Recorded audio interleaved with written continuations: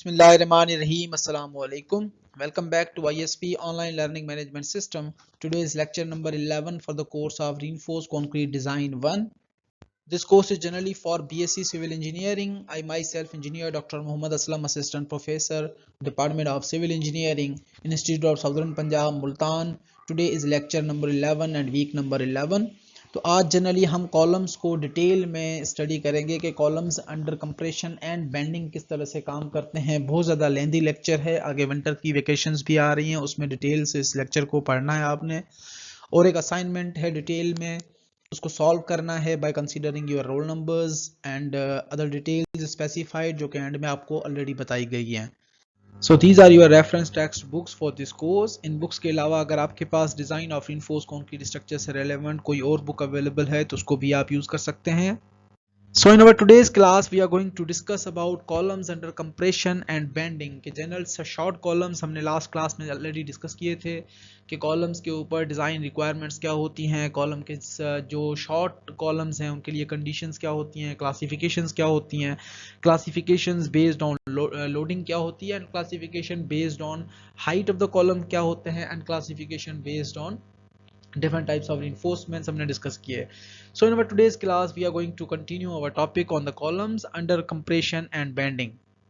So in general, first of all we will discuss about columns under compression and bending कि compression and bending combine जब act करती हैं column के अंदर तो कॉलम का behavior overall किस तरह से affect करता है, डिज़ाइन अजम्पशंस क्या होती हैं कॉलम्स की एज पर गाइडलाइंस, कॉलम की सेंट्रिसिटीज़ क्या होती हैं, लोड मूवमेंट इंटरेक्शन डायग्राम्स क्या होती हैं, कॉलम स्ट्रेंथ इंटरेक्शन डायग्राम क्या होती है, उसके बाद कॉलम की braced conditions in terms of rectangular sections क्या होता है, उसके बाद हम column sections under eccentric loading वगैरह भी डिस्कस करेंगे। जैसे हमने लास्ट क्लास में डिस्कस किया था कि column sections under eccentric loading, how the members are going to be failed under the tensile failure, tension members किस तरह से फेल होते हैं, टेंसाइल फेल्यूर किस तरह से अपीयर होता है, उसी चीज़ को आज थोड़ा सा हम रिवाइज करेंगे। उसके बाद column section under eccentric loading और कंप्रेशन फेल्यूर किस तरह से डेवलप होता है उसको भी हमने डिस्कस करना है। उसके बाद हमने कॉलम के सेक्शंस अंडर अप्रॉक्सीमेट कंडीशंस या अप्रॉक्सीमेट सॉल्यूशंस क्या होती हैं कॉलम के लिए, अगर हम डायरेक्ट इक्वेशंस यूज़ करें तो कॉलम की अल्टीमेट कैपेसिटीज़ को हम किस तरह से फाइंड आउट कर सकते हैं। उसके बाद rectangular sections with side bars हमने डिस्कस करने हैं। उसके बाद हमने इंटरेक्शन डायग्राम्स वगैरह डिस्कस करनी है और डिज़ाइन एग्जांपल्स को with the help of interaction diagrams हमने सॉल्व करना है।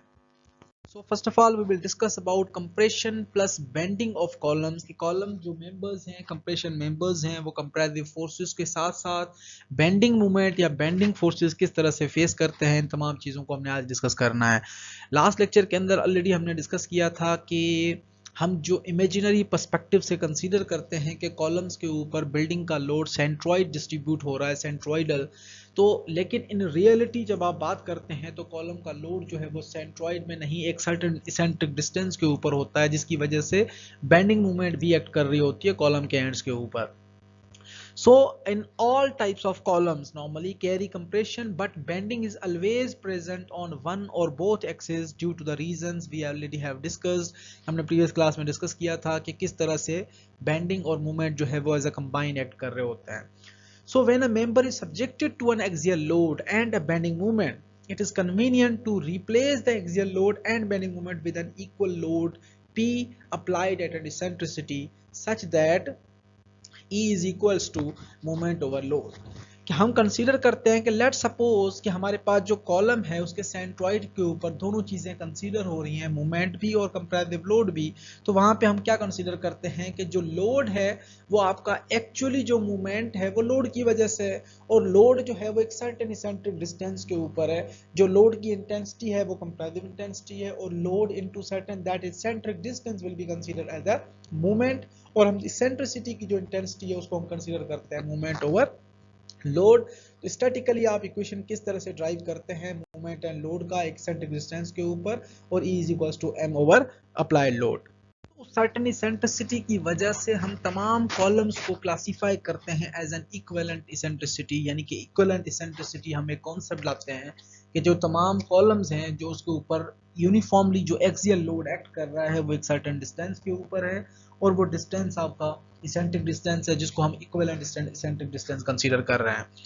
So those columns having a small eccentricity are generally characterized by compression over the cross section, and if overloaded will failed by crushing of the concrete accompanied by the yielding of steel on more heavily loaded side. कि जो member आपका जब compressive load act कर रहा है member के अंदर और इसेंट्रिसिटी जितनी स्मॉलर है, कम से कम इसेंट्रिसिटी है सेंट्रोइडल डिस्टेंस से, तो वो मेंबर हमारे प्योरली कंप्रेसिव फोर्सेस एक्ट कर रहे होते हैं, फेस कर रहे होते हैं, जिसकी वजह से मेंबर आपका क्रशिंग ऑफ कंक्रीट की वजह से फेल होता है और लेटर स्टेजेस के अंदर मेंबर जो है वो यील्डिंग ऑफ स्टील भी अपीयर होती है. सो जो लार्जर इसेंट्रिसिटी वाले कॉलम होते हैं are subjected to tension over at least a part of the section and if overloaded will fail due to the tensile steel yielding. कि जो मेंबर जो लार्जर इसेंट्रिसिटी के ऊपर लोड अप्लाई हो रहे हैं, लार्जर इसेंट्रिसिटी के ऊपर इवन स्मॉलर लोड अप्लाई हो रहा है, तो मेंबर जो है वो टेंसाइल स्ट्रेसेस को फेस करता है और मेंबर जो फेल होता है वो स्टील यील्डिंग की वजह से मेनली फेल्यूर अपीयर होता है. So now we have a design assumptions for columns. The design limitations of column according to ACI suggested that जब हम वर्किंग स्ट्रेस मेथड या अल्टीमेट स्ट्रेंथ डिजाइन मेथड को हम फॉलो करते हैं तो डिफरेंट जो stresses and strain distribution diagram बनाते हैं किसी भी सेक्शन की.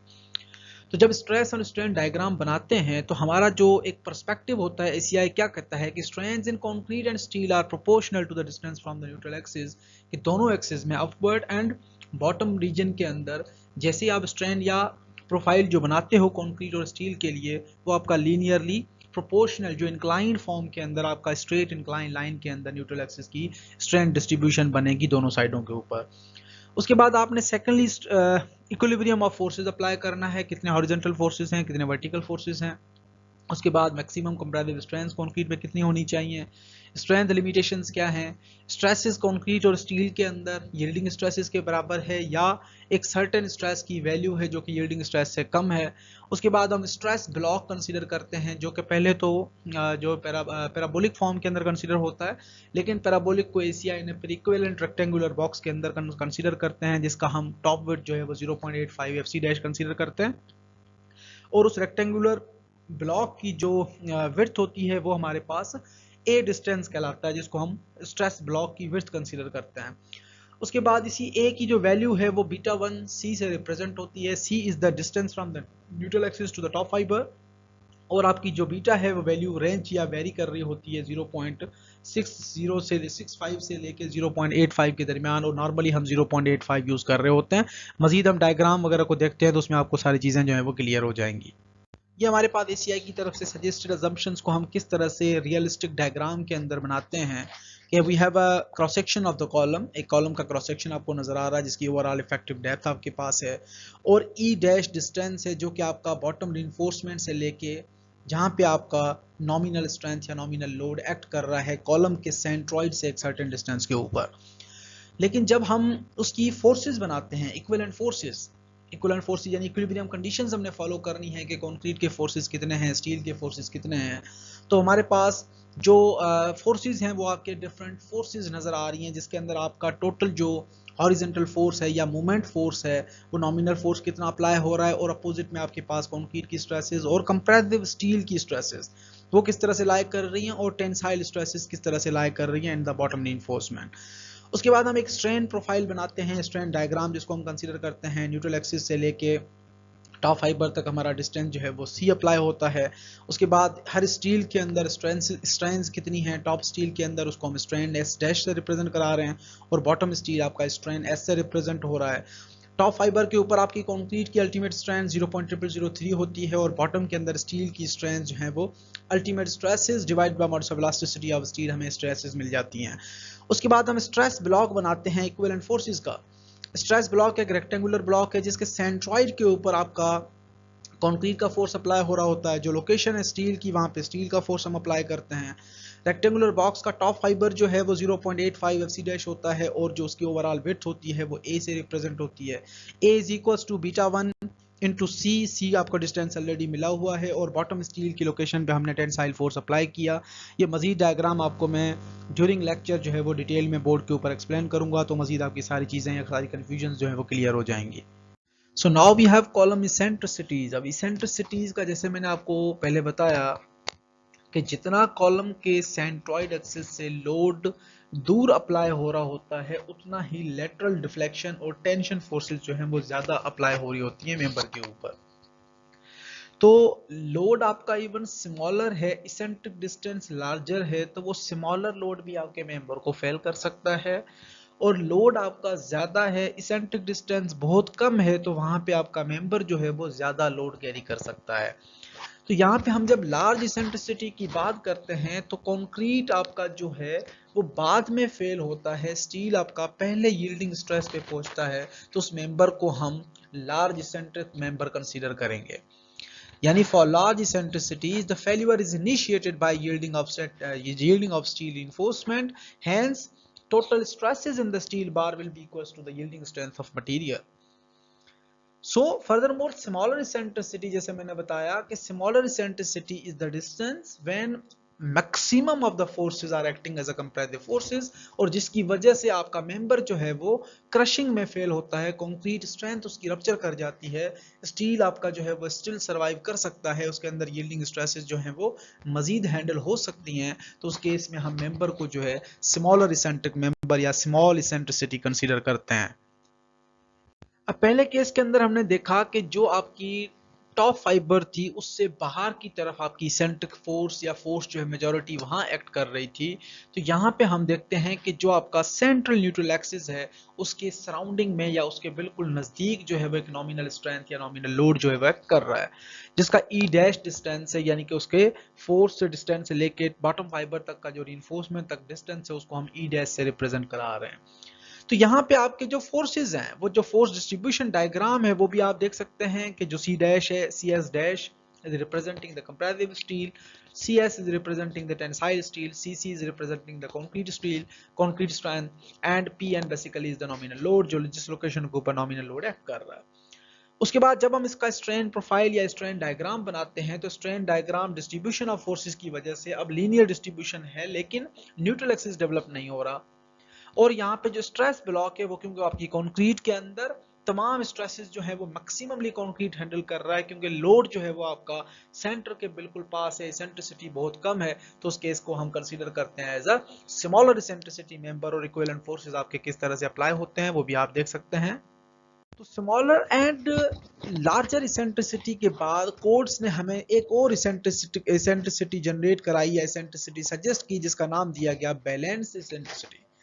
A balance for any cross section of given dimensions and material strength values, there is one specific eccentricity such that a force applied at that distance will cause a failure by simultaneous yielding of tensile steel and crushing of concrete.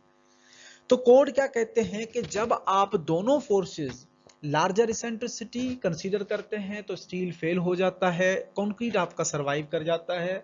अगर आप smaller eccentricity consider करते हैं तो concrete crush कर जाता है, steel अभी मजीद load beer कर सकता था। तो कोड कहते हैं कि why not go for the balanced eccentricity, जहां पे दोनों मटेरियल, दोनों इंपॉर्टेंट मटेरियल हैं, दोनों आप अपना एक प्रॉपर रोल प्ले करें, जिसकी वजह से हमें एक जो प्रोडक्ट मिल रही है वो एक यूजफुल प्रोडक्ट मिल सके। तो वहां पे the subject load is transferred as a balanced load, जो नॉमिनल स्ट्रेंथ थी, नॉमिनल लोड था, उसको एज अ बैलेंस्ड लोड के तौर पे ट्रीट किया गया। Load larger than balanced nominal load applied at a smaller eccentricity EB cause a compression failure. Load smaller than nominal load balance applied at a eccentricity larger than the balanced eccentricity cause a tension failure. यहाँ पे जो compression failure और tension failure की जो definitions बनाई गई वो इस तरह से कि एक वैल्यू हमारे पास थी जो कि बैलेंस इसेंट्रिसिटी है बेसिकली, अगर उससे आपकी इसेंट्रिसिटी स्मॉलर है तो मेंबर आपका जो है वो कंप्रेशन फेल्यूर कंसीडर होगा, यानी उसकी इसेंट्रिसिटी जो है वो स्मॉलर कंसीडर होगी और लार्जर लोड जो है वो मेंबर कैरी कर सकता है, even larger than the balance load. और यही कंडीशन अगर आपका इसेंट्रिक डिस्टेंस जो है वो आपका बहुत ज्यादा है बैलेंस इसेंट्रिसिटी से, तो स्मॉलर लोड मेंबर कैरी करेगा, तब भी मेंबर आपका टेंशन में फेल हो जाएगा, टेंशन फेल्यूर अपीयर होगा। तो यहाँ पे ये हमारे पास जो है वो डिफरेंट इसेंट्रिसिटीज की और बैलेंस इसेंट्रिसिटी का जो कॉन्सेप्ट है वो इंट्रोड्यूस करवाया गया। बैलेंस इसेंट्रिसिटी के अंदर हमारे पास जो एक न्यूट्रल स्ट्रेसेस या स्ट्रेन डिस्ट्रीब्यूशन जो बनाई गई वो इस तरह से कि जो बॉटम फाइबर है उसके अंदर यील्डिंग स्ट्रेंथ्स हैं, टॉप फाइबर के अंदर कंक्रीट की मैक्सिमम स्ट्रेंथ्स हैं, और C B is the central distance, centroid distance from the neutral axis to the top fibre, जिसको हमने बैलेंस्ड सेंट्रॉइडल डिस्टेंस का नाम दिया। और यहाँ पे आपका जो कॉन्सेप्ट है वो बैलेंस इसेंट्रिसिटी का इरप्ट होता है, क्योंकि आपने देखा पीछे कि अगर आपके पास लार्जर इसेंट्रिसिटी है तो स्ट्रेन डिस्ट्रीब्यूशन आपकी ट्रायंगुलर फॉर्म में बन रही थी, स्ट्रेन प्रोफाइल इंक्लाइन फॉर्म में बन रहा था, लेकिन जब इसेंट्रिसिटी कम हो जाती थी तो हमारे पास जो stress and strain distribution and हमारे पास जो स्ट्रेस ब्लॉक बन रहा था वो टोटली जो है वो रेक्टेंगुलर पोर्शन बन रहे थे। तो यहाँ पे बैलेंस के कॉन्सेप्ट से हमारी जो वैल्यूज हैं वो दोबारा जो है ट्रायंगुलर फॉर्म के अंदर हमने कंसीडर और ट्रांसफर करते हैं। So now we have a load movement interaction diagram. So when a normal force is applied on a RC short column, the following cases may arise according to the location of normal force with respect to the centroid. कि जब हमारे पास एक short column है उसके centroid के ऊपर कोई भी लोड एक्ट करता है तो कोई भी फॉलोइंग केसेस में से कोई भी एक केस अपीयर हो सकता है।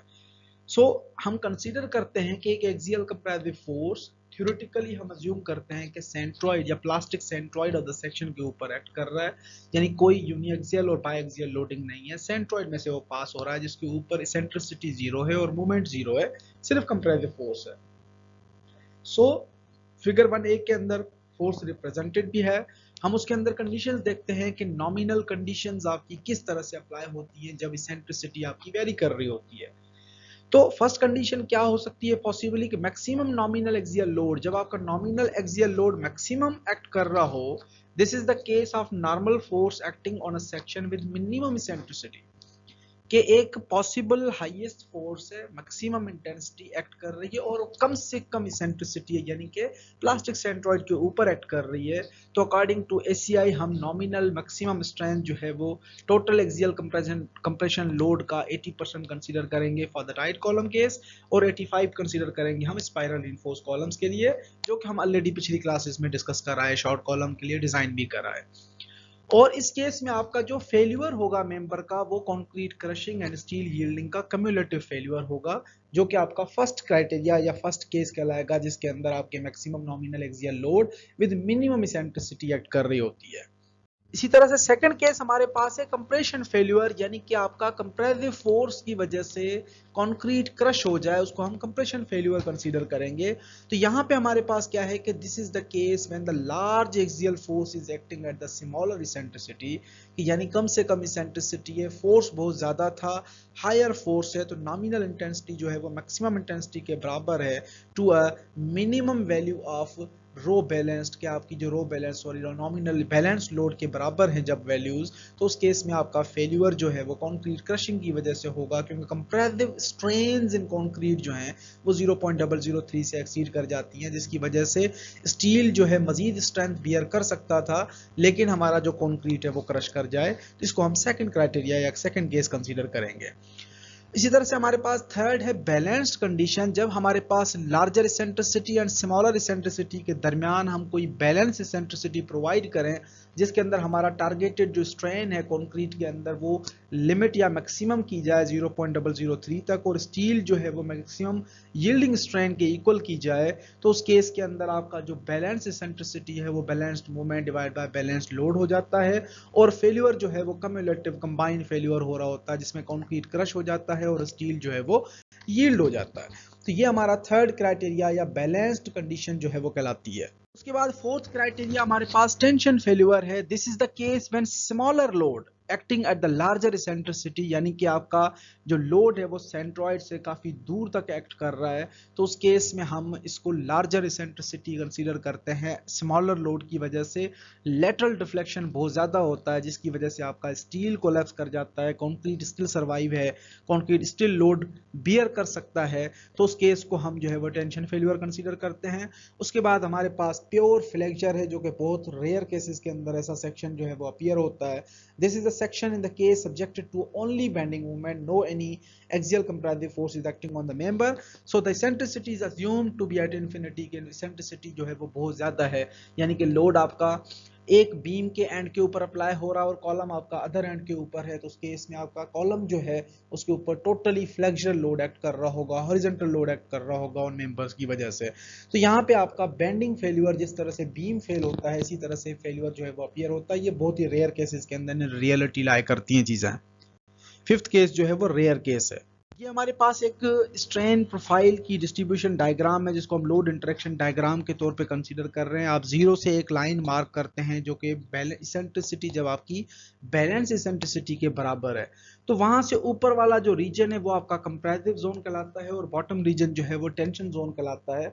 अगर आपका बॉटम रीजन की तरफ स्ट्रेसेस हैं तो वो आपका क्राइटेरिया जिसके अंदर स्टील फेल हो जाता है, कंक्रीट स्टिल सर्वाइव कर सकता है।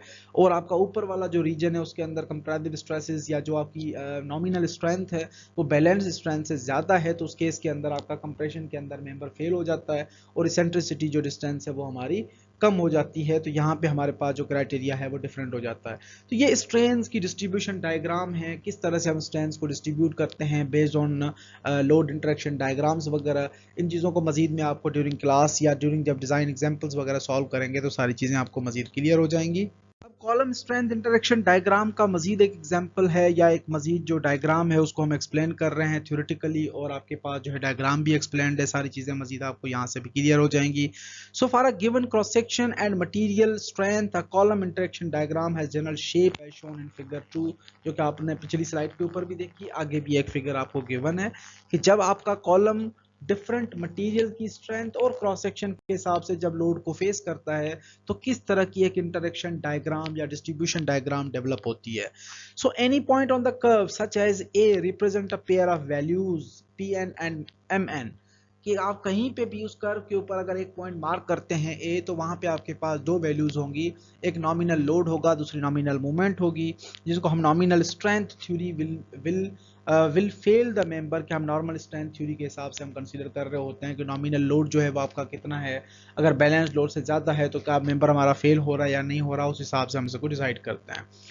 सो curve starts at 0 with strength P naught, जिसको हम एक्सियल कंप्रेसिव लोड कंसीडर कर रहे हैं, of a concentrically loaded member, कि आपका कंसेंट्रिकली लोडेड मेंबर है, सिंपल हम उसको point A O 0 to P naught हम उसको रिप्रेजेंट करा रहे हैं।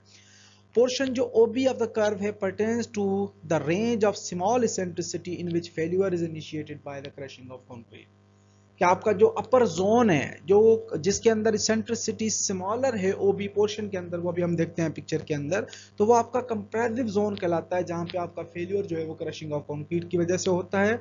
पॉइंट B जो है उसको हम बैलेंस्ड कंडीशन कंसीडर करते हैं, there will be simultaneous failure by crushing and yielding of steel. अब यहाँ पे डायग्राम में देखते हैं मजीद आगे, उसको भी हम चेक कर लेते हैं। अब इस डायग्राम के अंदर हमारे पास डिफरेंट रीजन्स डिस्ट्रीब्यूटेड हैं। फॉर एग्जांपल आपका वर्टिकल एक्सिस में नॉमिनल लोड है और जो आपका हॉरिजॉन्टल एक्सिस है वहाँ पे मूवमेंट है। कोई भी एक पॉइंट हमने ए मार्क की तो जो ए पॉइंट है वहाँ पे हमें पी एन ए और एम एन ए दो वैल्यूज मिले, एक nominal movement at A point और लोड नॉमिनल एट ए पॉइंट। और यहाँ से जो आपका OB का रीजन है टॉप से जो आ रहा है, इस रीजन को हम कंप्रेशन जोन रीजन कहते हैं, जहाँ पे आपका क्रशिंग ऑफ कंक्रीट की वजह से फेल्यूर अपीयर होता है। जो आपका B to C जोन है ये आपका टेंशन जोन कहलाता है, जिसके अंदर आपकी जो है वो फेल्यूर टेंसाइल की वजह से होती है। जो थर्ड ट्रांजिशन रीजन है उस पॉइंट को बेसिकली हम बैलेंस्ड कंडीशन ट्रीट करते हैं, जहाँ पे आपका फेल्यूर बैलेंस इसेंट्रिसिटी की वजह से दोनों material at a time fail हो रहे होते हैं। रीजन 1 के अंदर मैक्सिमम एक्सियल कंप्रेसिव स्ट्रेसेस होती हैं, जो कि हमने जैसे फार्मूला डिस्कस किया कि इसेंट्रिसिटी जब आपकी कम से कम हो और मैक्सिमम नॉमिनल लोड अप्लाई कर रहा हो तो उस केस के अंदर आप 80% ट्रीट करते हैं for the case of tied columns and 85% हम ट्रीट करते हैं for the case of spirally reinforced columns. Section 2 जो है A to B पोर्शन, ये रीजन 2 कहलाता है, जिसके अंदर कंप्रेशन कंट्रोल सेक्शन होते हैं। अगेन कि वहाँ पे आपकी इसेंट्रिसिटी जो है वो हायर होती है, लेकिन लोड जो है वो हमारा अगर ज़्यादा है तो इवन उस केस के अंदर इसेंट्रिसिटी कम से कम है, लोड बहुत ज़्यादा हो जाता है, उस केस के अंदर हमारा मेंबर जो है वो क्रशिंग ऑफ कंक्रीट के अंदर फेल हो रहा होता है। थर्ड क्राइटेरिया हमारे पास बैलेंस कंडीशन है, उसके नीचे जो रीजन्स हैं बेसिकली वो हमारे सेक्शन है जो आपके टेंशन कंट्रोल सेक्शन है, जिनके अंदर आपकी स्टील की वजह से मेंबर जो है वो फेल होते हैं, कंक्रीट स्टील वहाँ पे अपना रोल प्ले करता है। जैसे डायग्राम के अंदर हमने डिस्कस किया कि O to B पोर्शन हमारा क्या था, कंप्रेशन कंट्रोल पोर्शन था, जिसके अंदर आपका कंप्रेशन फेलियर अपीयर हो रहा था, और B to C पोर्शन जो है वो टेंशन पोर्शन कहलाता है, जिसके अंदर फेलियर आपका यील्डिंग ऑफ स्टील की वजह से अपीयर होता है। जो पॉइंट C है उसको हम इन कर्व के अंदर हम रिप्रेजेंट करते हैं as a movement capacity m0 से, जिसके अंदर आपका नॉमिनल लोड जो है टोटली नॉमिनल लोड 0 होता है, मैक्सिमम मूवमेंट आपकी जो है वो कैपेसिटी मैक्सिमम मूवमेंट की वजह से फेलियर होती है। Any incline line through the origin has a slope the reciprocal of which gives the centroidal eccentricity corresponding to the particular combination of ultimate value of nominal load and nominal movement. So eccentricity will be equals to nominal movement divide by nominal load. So furthermore, for any eccentricity, अगर eccentricity बहुत ज्यादा हो, कोई भी value हो, there is a unique pair of values Pn and Mn that will produce a state of incipient failure. Load and moment combination lying inside the curve will not cause failure. अगर curve के अंदर आपकी दोनों values fall कर रही हैं तो उस केस के अंदर हमारा जो फेल्यूर है मेंबर जो है वो सेफ साइड के ऊपर है। अगर उसी लाइन के ऊपर फॉल कर रही है या outside of the curve fall कर रही हैं तो वहां पे हमारे फेल्यूर के चांसेस बहुत ज्यादा हो जाते हैं। तो यहाँ पे कोई भी पॉइंट आप मार्क करें वहां पे आपको दो वैल्यूज मिल रही होती हैं। So it may be noted that in the region of compression failure such as OB, larger the axial load smaller is the movement. वो तो हमारे पास कर्व के अंदर के हिसाब से था कि जितनी मूवमेंट आपकी लोड बढ़ता जा रहा है, आपका कर्व घूम के वापस आ रहा है, तो मूवमेंट की वैल्यू कम से कम है। So increase of whereas in the region of tension failure reverse is true, i.e. The larger will be the axial load and larger the movement capacity. तो आपका ट्रांजिशन जोन के लिए जो आपका नीचे टेंशन फेल्यूर जोन है उसके अंदर आपकी दोनों चीजें जो है वो इंक्रीज हो रही होती हैं। Increase of axial compression increases the movement capacity as long as tension governs the failure, कि जैसे ही टेंशन जोन के अंदर आप एक्सियल कंप्रेसिव फोर्स को बढ़ाते जाते हैं मूवमेंट कैपेसिटी भी बढ़ती जाती है और यील्डिंग फेल्यूर जो है वो अपीयर होने के चांसेस बहुत ज्यादा होता है। सो उसके बाद इन्हीं कंडीशंस के हिसाब से जब कंडीशंस और इक्वेशंस हमारे पास डिफरेंट आ गई कि इसेंट्रिसिटी किस तरह से लोड को मूवमेंट को कॉलम को चेंज करती है, फेल कराती है, तो वहाँ पे strength reduction factor and ACI provisions जो हैं, सेफ्टी प्रोविजंस, वो क्या थी कि strength reduction factor in a column depends on the type of lateral reinforcement. Tied column के लिए जो 5 फैक्टर है वो 0.70 है, और 5 फैक्टर जो स्पाइरल कॉलम के लिए वो स्ट्रेंथ रिडक्शन फैक्टर हमारे पास 0.75 है। So the strength reduction factor in compression is lower than that of flexure, और 0.9 हम कंसीडर करते हैं, एंड शेयर के लिए हम 0.85 कंसीडर करते हैं। यानी कि आपका जो कंप्रेशन मेंबर है उसके लिए आपने स्ट्रेंथ रिडक्शन फैक्टर हम ज्यादा से ज्यादा प्रोवाइड करते हैं, यानी सेफ्टी मार्जिन हमारी बहुत ज्यादा होती है, तकरीबन 25 to 30%। और यहाँ पे आपके जो शेयर और फ्लेक्शन मेंबर्स के अंदर हम सेफ्टी मार्जिन प्रोवाइड करते हैं वो 10 to 15% होती है। तो ये हमारे पास जनरल एक गाइडलाइंस थी कि हम ACI के हिसाब से स्ट्रेंथ इंटरेक्शन डायग्राम वगैरह को किस तरह से कंसीडर करते हैं। उसके बाद अभी मजीद हमारे पास जो आगे बहुत सारी डिटेल में चीजें हैं उनको जब हम समझते जाएंगे तो सारी चीजें मजीद आपको क्लियर होती जाएंगी।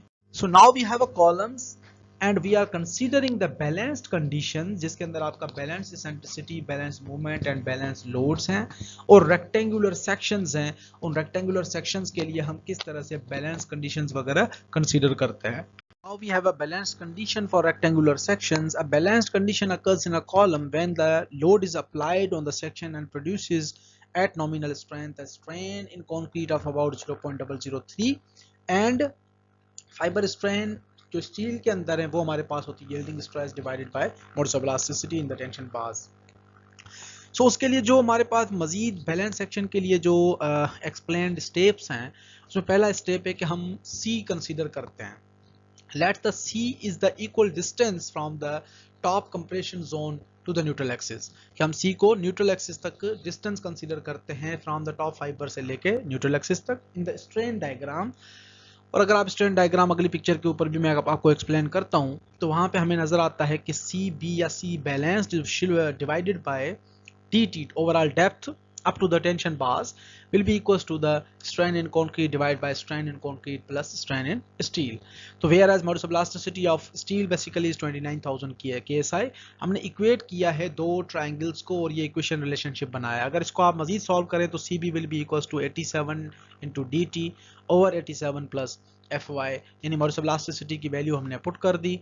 The depth equivalent comparative block, अगर हम कंपैरेटिव ब्लॉक जो बनाते हैं उसके अंदर जो A बनता है वैल्यू वो हमारी हो जाती है बीटा 1 इंटू CB, और beta 1 basically is the constant factor और CB जो हमारे पास ऑलरेडी वैल्यू है, तो यहाँ से हमारे पास जो इक्वेशन बनती है वो 87/87 plus Fy into beta 1 into dt, और बीटा 1 जो है वो 0.85 हम कंसीडर करते हैं normally for comparative strength of 4 KSI।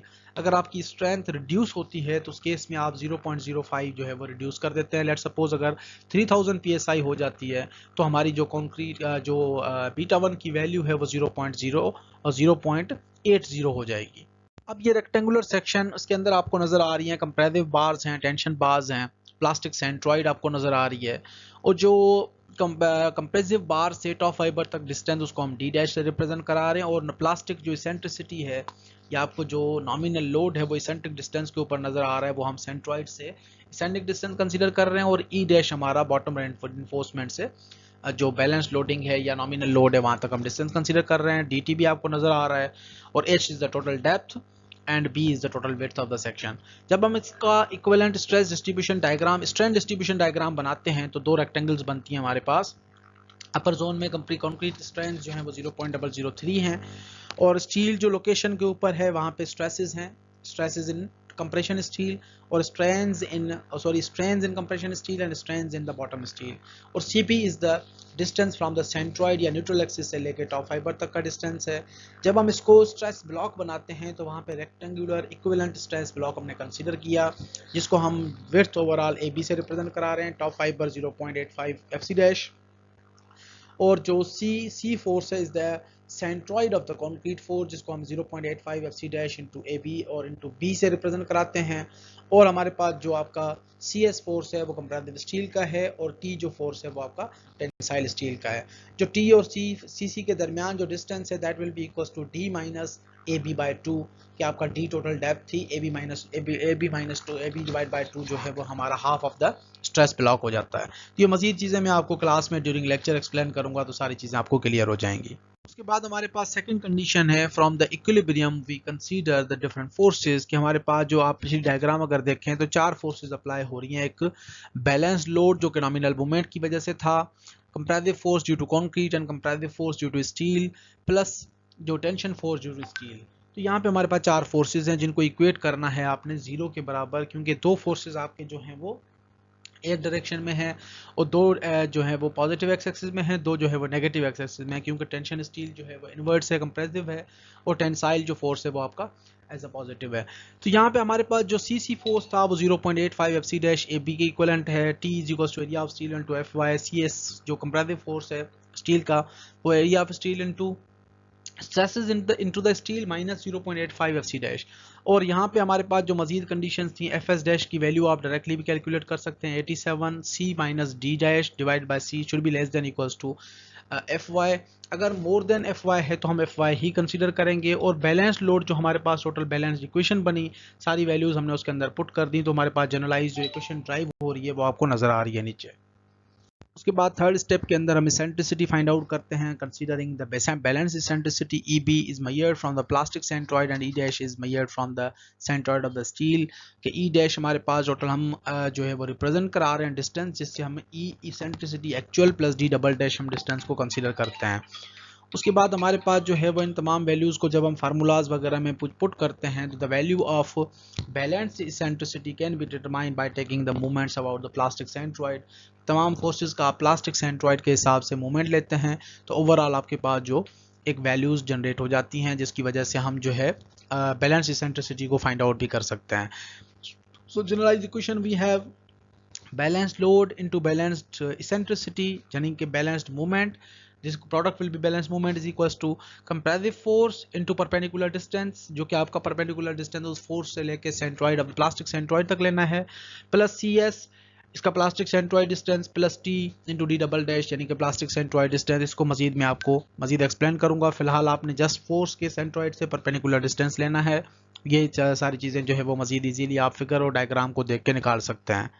उसके बाद हम तमाम फोर्सेस जो हमारे पास वैल्यूज़ थे, बैलेंस्ड मूवमेंट फोर्स था या बैलेंस फोर्स था, CC फोर्स था, CS फोर्स था और टेंसाइल फोर्स था। उन फोर्सेस की हमने वैल्यूज इक्वेशन के अंदर पुट कर दी, तो जनरलाइज इक्वेशन जो हमारे पास बनी वो balance movement will be equals to balance load into balance eccentricity should be equivalent to concrete compressive force, जिसका जो एक्चुअल फार्मूला था फोर्स निकालने का 0.85 एफसी डैश ए बी था, और d minus A by two minus D dash is the centroidal perpendicular distance from the plastic centroid to the that force.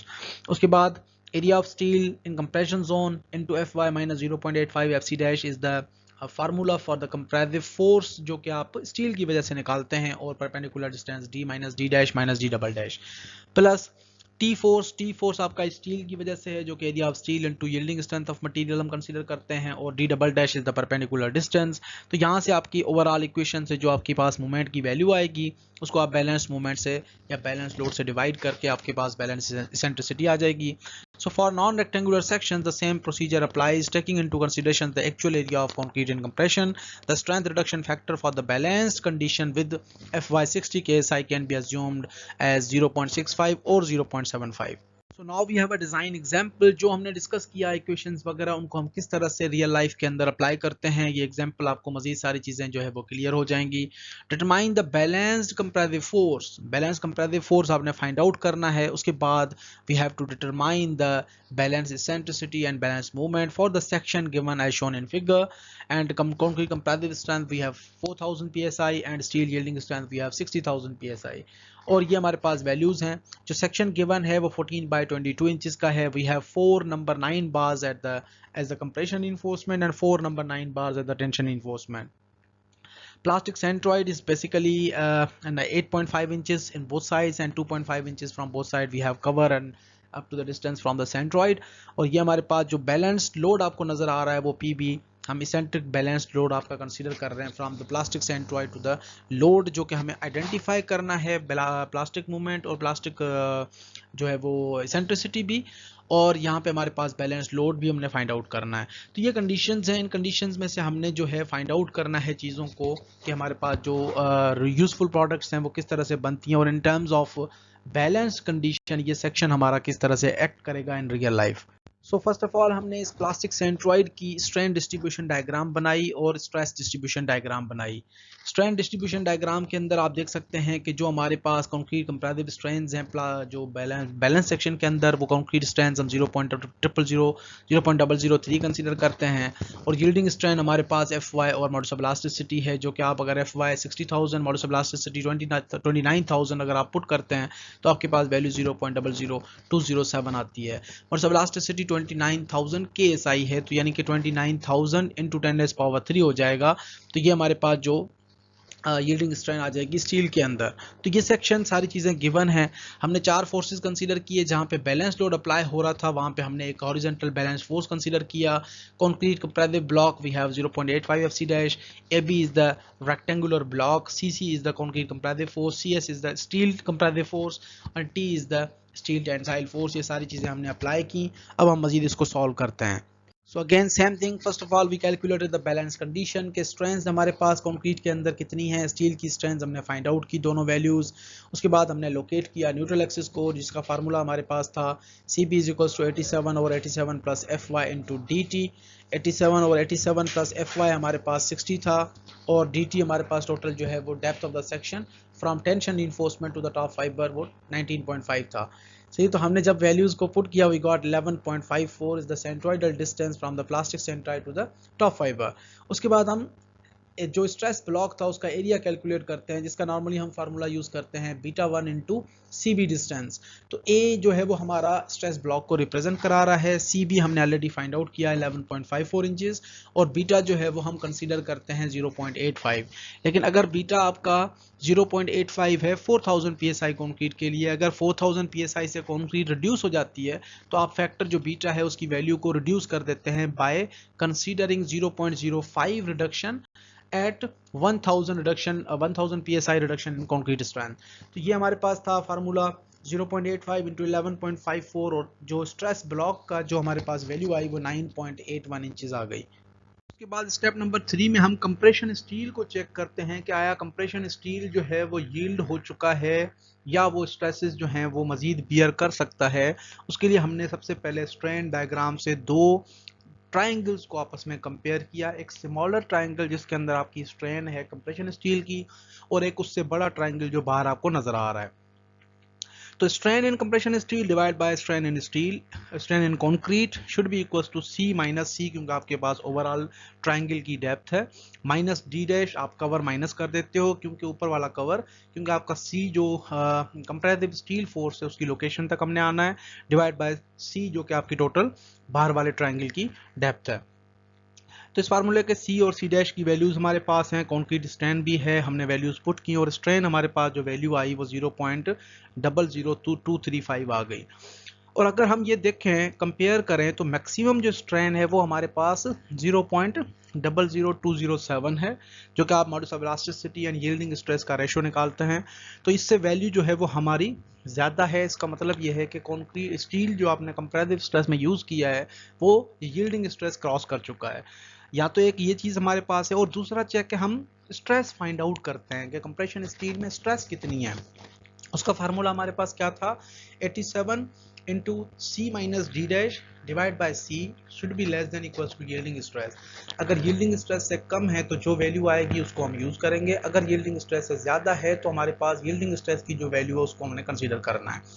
तो जब हमने फार्मूला पुट किया तो कंपैरेटिव स्ट्रेसेस हमारे पास आई 68 KSI, जो कि 60 KSI से ज्यादा है, सो देयरफॉर हम 60 KSI ही यूज करेंगे डिजाइन पर्पस के लिए। उसके बाद हमने कंपैरेटिव फोर्सेस, जो तमाम फोर्सेस एक्ट कर रहे थे मेंबर के अंदर, वो हमने फाइंड आउट करने हैं। कंक्रीट कंपैरेटिव फोर्स हमारे पास 0.85 FC-AB था, सी कंपैरेटिव फोर्स हमारे पास वैल्यू आई 0.85, 4 कंक्रीट कंपैरेटिव स्ट्रेंथ, ए हमारे पास 9.81 है, इफेक्टिव डेप्थ हमारे पास सेक्शन की 14 इंचेस है, तो सी हमारे पास फोर्स आ गई 467 के। इसी तरह से टेंशन स्टील का जो फोर्स था वो हमने कैलकुलेट किया, T force is equal to area of steel into yielding strength of material, वो हमारे पास 240 के आ गया। कंप्रेशन स्टील फार्मूला क्या था, comparative stress is equal to area of prestressing steel, sorry area of comparative steel into yielding strength minus 0.85 FC dash. आपके पास तमाम values हैं, 4 नंबर 8 की बार्स थी, तो एरिया ऑफ स्टील जो है वो हमारे पास 4 नंबर 9 की बार, सॉरी एक बार का एरिया निकालो मल्टीप्लाई बाय 4 बार्स हैं, 60 FY हमारे पास, क्योंकि अगर यहाँ पे FY हम नहीं रखते थे तो जो वैल्यू आपकी प्रीवियस स्टेप के अंदर FS डैश की आती वो हमने कंसीडर करनी थी, माइनस 0.85 FC डैश आ गया 3.4, टोटल CS फोर्स हमारे पास आ गया 226.4 के। उसके बाद हम balanced load and balance eccentricity find out करते हैं। इक्वेशन क्या थी कि balance load will be equals to comparative concrete comparative force plus comparative steel force minus tensile steel force. तमाम वैल्यूज हमने रखी, तो बैलेंस लोड हमारे पास आ गया 453.4 K. So further more the balanced movement can be calculated using the following equation.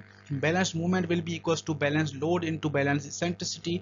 ये balance eccentricity हमें अभी भी अननोन है, तो हम बैलेंस लोड नहीं निकाल सकते, इसलिए हमारे पास वही तीनों forces multiply by perpendicular distances हमारे पास मूवमेंट्स आ जाएंगी, और वो मूवमेंट्स हमारी बैलेंस मूवमेंट के इक्वलेंट हो जाएंगी। जिस तरह से हमने हॉरिजॉन्टल फोर्सेस को इक्वल किया, इसी तरह से हम हॉरिजॉन्टल मूवमेंट्स को भी इक्वल ट्रीट करेंगे।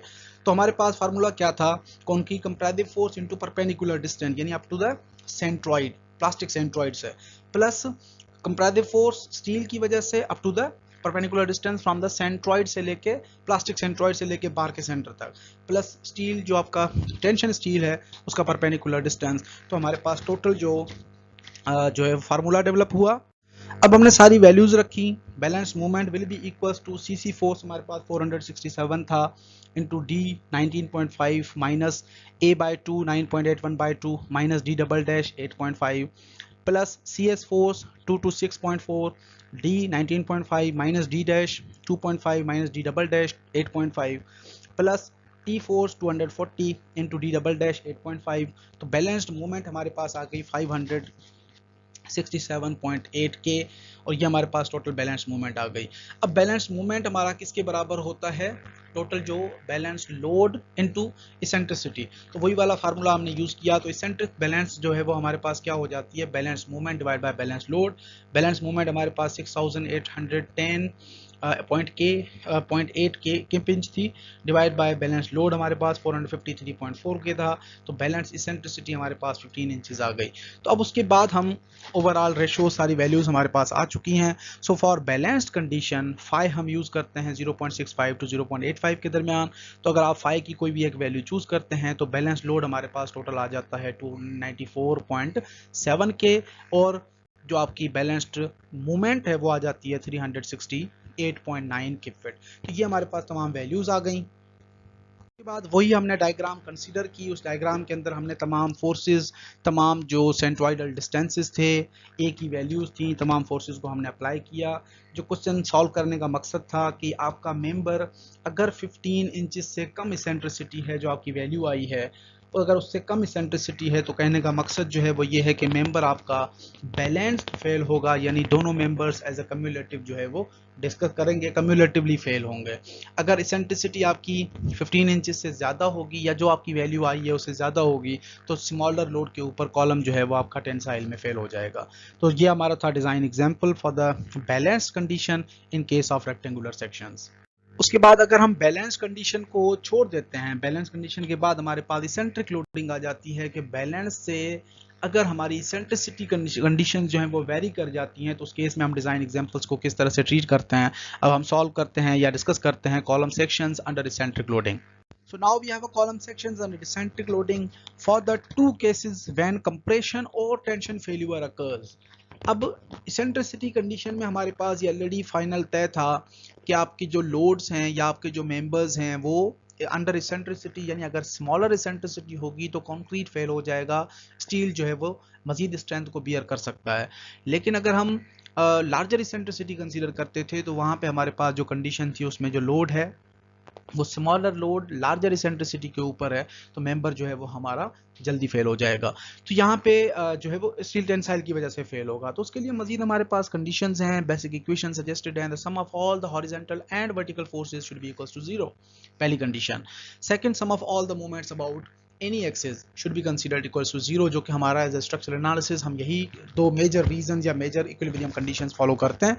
उसके बाद रेफर टू फिगर नंबर 2 जो कि नेक्स्ट स्लाइड के ऊपर है, उसको डिस्कस करते हैं। द फॉलोइंग इक्वेशंस में बी एस्टैब्लिश। अब कंडीशंस वही हैं जो आपको प्रीवियस डिटेल में समझाने का मकसद था। सारी चीज़ें जो हमने स्ट्रेस ब्लॉक बनाया, स्ट्रेंथ ब्लॉक बनाई, जो नॉमिनल लोड एक्ट किया at balance eccentricity, at smaller eccentricity अभी करेंगे, या इसेंट्रिक लोडिंग के लिए, तो वहाँ पे जो डेरिवेशंस थी या जो फार्मूलाज वगैरह ड्राइव किए वो हमारे फार्मूलाज उसी एक इक्वेशन से थे। तो इस वजह से आपको सारी चीज़ें जो हैं वो इसको अंडरस्टैंड करने के लिए वो इजी हो जाएगा। अब ये आगे वाले जो प्रोसीजर्स हैं ये ऑलमोस्ट मिलते जुलते हैं बैलेंस कंडीशन से, तो यहाँ पे हमारे फार्मूलाज और डेरिवेशंस भी उसी तरह से ड्राइव होंगी जैसे हमने पिछले केस में डिस्कस किया।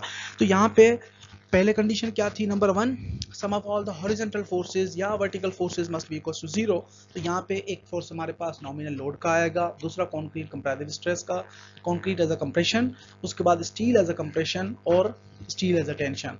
तो यहाँ पे steel and nominal load, steel as a tension और नॉमिनल लोड दोनों जो है वो आपके टेंसाइल में पॉजिटिव टेंसाइल मूव कर रहे होते हैं, और कंक्रीट एंड स्टील जो है वो एज अ कंप्रेसिव मूव कर रहे होते हैं। तो दोनों चारों का जो सम है वो हमारा 0 के इक्वल हो जाएगा।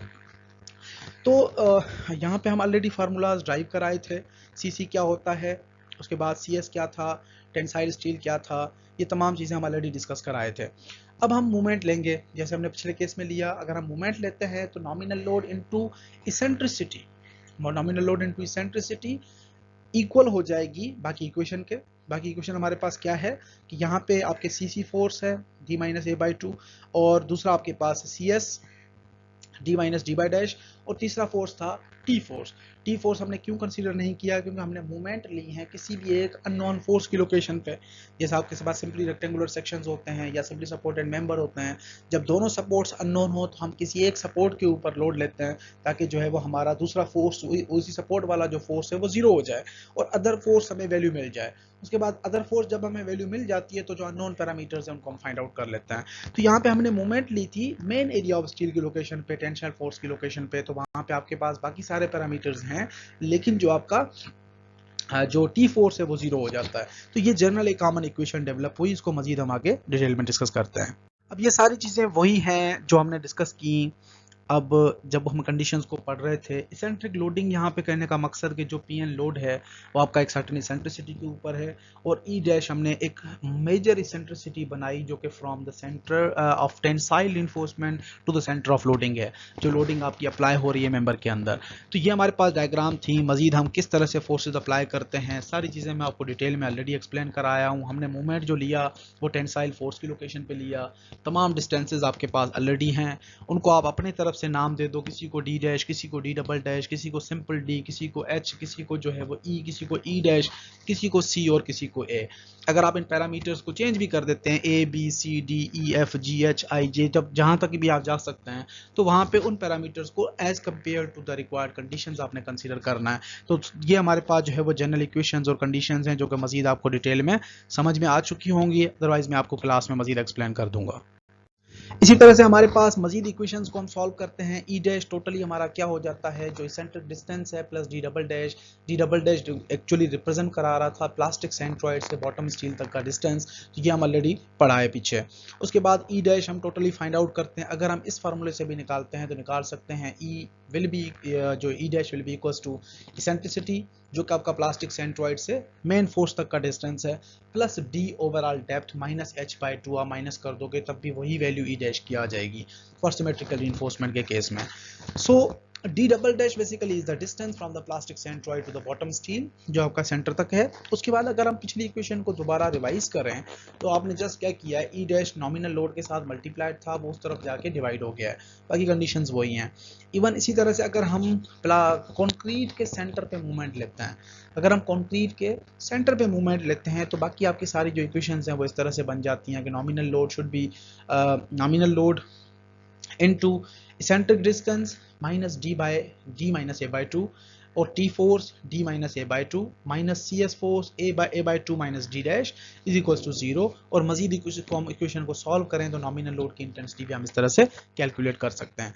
यहाँ पे कुछ भी नहीं है, सिंपल हमने क्या किया है, सी सी फोर्स जहाँ पे सेंट्रॉइड ऑफ द कॉन्क्रीट का फोर्स अप्लाई हो रहा है ए बाई टू डिस्टेंस के अंदर स्ट्रेस ब्लॉक में, उस पॉइंट के ऊपर हमने मूवमेंट्स लिए हैं तीन फोर्सेस की। तीन फोर्सेस कौन कौन से हैं, टोटल चार फोर्सेस थे। जिस फोर्स की पॉइंट पे आप मूवमेंट लेते हो वो फोर्स आपका अननोन है, वो फोर्स आपका जीरो हो जाएगा। बाकी जो रिमेनिंग तीन फोर्स बचते हैं उसको क्लॉकवाइज और एंटी क्लॉकवाइज आपने उस लोकेशन के हिसाब से घुमाना है और परपेंडिकुलर डिस्टेंस लेना है। तो ये आपके मजीद, मुझे लगता है इतना आपके मुश्किल नहीं काम है जो आपको कंफ्यूज कर रहा हो मजीद डिटेल में। एग्जैक्टली इसी तरह से क्वांटिटी जो आप ई डैश की निकालते हो सिमेट्रिकल सेक्शन में, अगर हम दोनों आपके सिमेट्रिकल सेक्शंस हैं, बॉटम स्टील और टॉप स्टील दोनों आपस में इक्वल हैं, तो वहाँ पे आपकी जो बॉटम स्टील के अंदर स्ट्रेसेस हैं वो भी आपकी जो मेजर कंप्रेशन स्टील की स्ट्रेसेस हैं उनके इक्वलेंट भी आप कंसीडर कर सकते हैं यील्डिंग स्ट्रेस के। तो वो वैल्यूज हमने यहाँ पे इंसर्ट की हैं। तो टोटल जनरली इक्वेशन आपकी एरिया ऑफ स्टील आप इस इक्वेशन से किस तरह से निकालते हैं वो भी आपको इक्वेशन मिल गई है। उसके बाद हमारे पास इसेंट्रिक कंडीशन के अंदर दो चीज़ें हैं। इसेंट्रिक लोडिंग के अंदर एक टेंशन फेल्यूर है, दूसरा कंप्रेशन फेल्यूर है। जब हम टेंशन फेल्यूर को एलेबोरेट करते हैं तो टेंशन कंडीशंस हम किस तरह से करते हैं, अप्लाई करते हैं, उनके लिए हमारे पास क्या कंडीशंस हैं, किस तरह से फार्मूलाज वगैरह ड्राइव किए जाते हैं। और टेंशन फेल्यूर अगर नहीं है, कंप्रेशन फेल्यूर है, तो हम किस तरह से फार्मूलाज वगैरह को कंसीडर करते हैं।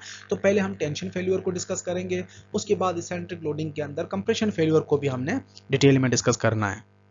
उसके बाद हमारे पास है टेंशन फेल्यूर, यानी कि जो इसेंट्रिक लोडिंग अप्लाई होती है कॉलम्स के अंदर, तो टेंशन फेल्यूर कैसे अपीयर होता है। सबसे पहले ये चीज़ ध्यान में रखें कि कॉलम जब एक लार्जर इसेंट्रिसिटी के ऊपर एक स्मॉलर लोड एक्ट करे तो कॉलम आपका स्टील की यील्डिंग की वजह से फेल हो जाएगा। ये मैं एग्जांपल आपको ऑलरेडी समझा भी चुका हूँ, दे भी चुका हूँ, क्लास में भी मैंने आपको समझाया था। Column section fails due to yielding of steel and crushing of concrete when the strain in steel exceeds the yielding strength। जो आपकी yielding strain है उससे आपके स्टील के अंदर और कंक्रीट के अंदर जो स्ट्रेन्स हैं वो बढ़ जाएं तो आपका मेंबर फेल हो जाता है of course. So in this case the nominal strength will be less than the balanced load and normal eccentricity will be less than, or eccentricity is greater than balanced eccentricity। Eccentricity ज्यादा है, load कम है, balance load से normal load जो act कर रहा है वो कम है, और इसेंट्रिसिटी जो है वो बैलेंस इसेंट्रिसिटी से ज्यादा है, तो उस केस को हम यील्डिंग ऑफ मटेरियल या टेंशन फेल्यूर कंसीडर करते हैं। Because it is difficult in some cases to predict if tension or compression controls, it is assumed that the tension failure will occur when E is greater than D। जब आपकी eccentricity total depth से, effective depth से ज़्यादा है, तो उस case के अंदर हम कंसीडर करते हैं कि हमारा जो मेंबर है वो टेंशन फेल होगा, वो 100% टेंशन फेल होगा। अदरवाइज हम ये प्रिडिक्ट नहीं कर सकते कि आया ये मेंबर हमारा टेंशन फेल होगा या कंप्रेशन फेल होगा। और उसके बाद हमारे पास आती है, इस अजम्पशन को हम बाद में चेक भी करते हैं, तो the general equations of equilibrium में be used to calculate the nominal strength of column. It is further illustrated as follows. जो मजीद हमारे पास इक्वेशंस हैं उनको हम आगे डिटेल में डिस्कस करते हैं, ताकि जो आपको चीज़ें हैं मजीद वो क्लियर हो जाएंगी। So now we have a column sections under static loading when we have a tension failure। तो उसके लिए हम मजीद कंडीशंस को किस तरह से डिज़ाइन एग्जांपल्स को हम प्रोसीड करते हैं। तो सबसे पहले हम टेंशन फेल्यूर के लिए जो टेंशन स्टील है उसके अंदर जो स्ट्रेसेस हैं उनकी वैल्यूज़ फाइंड आउट करते हैं। उसके बाद सेकंड स्टेप्स के अंदर हम तमाम जो फोर्सेस हैं उनकी इक्विलिब्रियम कंडीशंस वगैरह को कंसीडर करते हैं। जैसे हम जो नॉर्मल जितने हमारे sum of all the horizontal forces must be equal to zero, ये ज़ीरो कंसीडर करके उसके बाद ओवरऑल कैलकुलेशंस वगैरह हम अज्यूम करते हैं। इसी तरह से सीसी फोर्स और सीएस फोर्स और T is equals to area of steel into F Y, ये हम ऑलरेडी पिछली जो रेक्टेंगुलर सेक्शंस थी इन द बैलेंस कंडीशन हम ऑलरेडी डिस्कस कर आए थे। वही मेथड्स और वही फार्मूलाज हमने कंसीडर करने हैं। उसके बाद स्टेप नंबर 3 के अंदर हम मूवमेंट लेते हैं कि जो हमारा नॉमिनल मूवमेंट या नॉमिनल लोड है उनकी सेंट्रिक डिस्टेंस क्या है। उसके बाद जो सीसी फोर्स है और सीएस फोर्स है, क्योंकि हम स्टील की जो मेजर इन्फोर्समेंट है उसकी लोकेशन के हिसाब से मूवमेंट ले रहे होते हैं, तो उस हिसाब से अगर आप मूवमेंट लेते हैं तो वो फोर्स हमारा ख़त्म हो जाता है। और ये ई डैश हम किस तरह से निकालते हैं, ई डैश की वैल्यू हमारे पास किस तरह से पैरामीटर्स में आती हैं। उसके बाद इक्वेशन जो हमने इक्वेशन नंबर 2 और इक्वेशन नंबर 3 को हम इक्वेट करके एक फॉर्मल या जनरल जो इक्वेशन ड्राइव करते हैं, जो कि C C plus C S minus T is equals to 1 over E dash into C C D minus A by 2 plus C S into D minus D dash. तो ये सारी तमाम की इक्वेशन जो है वो जनरेट होती हैं। This is the second degree equation. In a substitute the values of C C, C S and T and solve for the A. अगर आपके पास ये वैल्यूज अवेलेबल हैं सी एस और सी सी और सी और टी का, तो इन वैल्यूज को एक्यूमुलेट करने के बाद आप ए की वैल्यू भी कैलकुलेट कर सकते हैं। उसके बाद हम सेकंड डिग्री इक्वेशन वगैरह कंसीडर करते हैं, जो substituting the values of C C C S and T, और इक्वेशन को हम मजीद रिवाइज कर देते हैं कि लेट्स सपोज जो मेजर हमारे पैरामीटर्स थे वो ए की वैल्यू हमने कंसीडर की 0.425 एफ सी डैश बी। उसके बाद बी जो है वो हमारा हो जाता है 0.85 F C dash B E dash minus D. उसके बाद सी का पैरामीटर की वैल्यू क्या है, तो ये तमाम हमने जनरली क्वाड्रेटिक इक्वेशन के अंदर इसको डिस्ट्रीब्यूट कर दिया। उसके बाद अगर ए की वैल्यू आपने कैलकुलेट करनी है तो ये इक्वेशन वगैरह भी आप यूज़ कर सकते हैं। इसका मजीद हम जब डिज़ाइन एग्जाम्पल्स वगैरह सॉल्व करेंगे तो आपको मजीद सारी चीज़ें जो है वो क्लियर हो जाएंगी। उसके बाद हम ए की वैल्यू फाइंड आउट करने के बाद हम ए की वैल्यू को सब्स्टिट्यूट करते हैं और नॉमिनल मूवमेंट कैलकुलेट करेंगे। उसके बाद कंप्रेशन स्टील्स का हम मजीद चेक अप्लाई करेंगे कि ओवरऑल यील्डिंग स्ट्रेंथ जो है वो कितनी आ रही है हमारे पास। यील्डिंग स्ट्रेंथ के बाद हम टेंशन कंट्रोल सेक्शन को चेक करते हैं कि इधर टेंशन कंट्रोल हो रही है या नहीं। जब आपकी इसेंट्रिसिटी बैलेंस इसेंट्रिसिटी से ज़्यादा है या नॉमिनल जो लोड है वो बैलेंस लोड से कम है, उस केस को हम जो है वो टेंशन कंट्रोल सेक्शन कंसीडर करते हैं। उसके बाद नेट स्ट्रेंथ कैलकुलेट करते हैं कि कंक्रीट के अंदर ओवरऑल स्ट्रेंथ कितनी है, स्टील के अंदर ओवरऑल स्ट्रेंथ कितनी है, और हम स्ट्रेंथ रिडक्शन फैक्टर का जो कांस्टेंट फार्मूला है वो हम अप्लाई करते हैं, कांस्टेंट इक्वेशन उससे मल्टीप्लाई करते हैं कि overall intensity of the column हम कितनी कंसीडर कर रहे हैं। So now we have a design example, eccentric loading under tension failure। जब हम टेंशन फेल्यूर की बात करते हैं तो हमारे पास लार्जर इसेंट्रिसिटी की बात आती है, जो कि हम ऑलरेडी डिस्कस करा है प्रीवियस स्लाइड्स के अंदर। और स्मॉलर लोड एक लार्जर इसेंट्रिक डिस्टेंस के ऊपर जब एक्ट करता है तो मेंबर आपका टेंशन फेल्यूर को फेस करता है। So we have a design example. अगर आपको पीछे कोई भी स्लाइड्स के अंदर कन्फ्यूजन्स रह गई हों तो वो आपकी सारी चीज़ें यहाँ पे मजीद क्लियर हो जाएंगी। So determine the nominal comparative strength from a section as shown in figure, in which we have a eccentric distance, eccentricity we have 20 inches। Eccentricity जो प्लास्टिक सेंट्रॉइड से आपका जो लोड एक्ट कर रहा है मेंबर के अंदर वो 20 इंचेस के ऊपर आपकी तमाम इंटेंसिटीज अप्लाई हो रही हैं। तो उस केस के अंदर बाकी आपका सेक्शन जो है वो रिइंफोर्समेंट्स हैं। 4 नंबर 9 बार्स की बार जो है वो टेंशन जोन के अंदर हैं और 4 नंबर 9 की बार कंप्रेशन जोन के अंदर हैं। Concrete comparative strength we have 4000 psi and steel we have 60,000 psi। तो ये हमारे पास स्पेसिफिकेशंस और प्रॉपर्टीज हैं। हम इस डिज़ाइन एग्जांपल को सॉल्व करते हैं कि आया मेंबर हमारा टेंशन को फेस करता है फेल्यूर को, या कंप्रेशन फेल्यूर जो है वो इसके अंदर अपीयर होता है। सबसे पहले स्टेप में हमने चेक किया कि हमने डिस्कस किया था कि अगर इसेंट्रिसिटी आपकी टोटल इफेक्टिव डेप्थ से ज़्यादा है तो नॉर्मली मेंबर आपका टेंशन को फेस कर रहा होता है या टेंशन फेल्यूर अपीयर हो रहा होता है। यहाँ पे हमारे पास इफेक्टिव डेप्थ 19.5 इंचेस है और इसेंट्रिसिटी 20 इंचेस है, तो हम कंसीडर करते हैं कि हमारा जो मेंबर है वो टेंशन फेल्यूर जो है वो अपीयर करवा सकता है।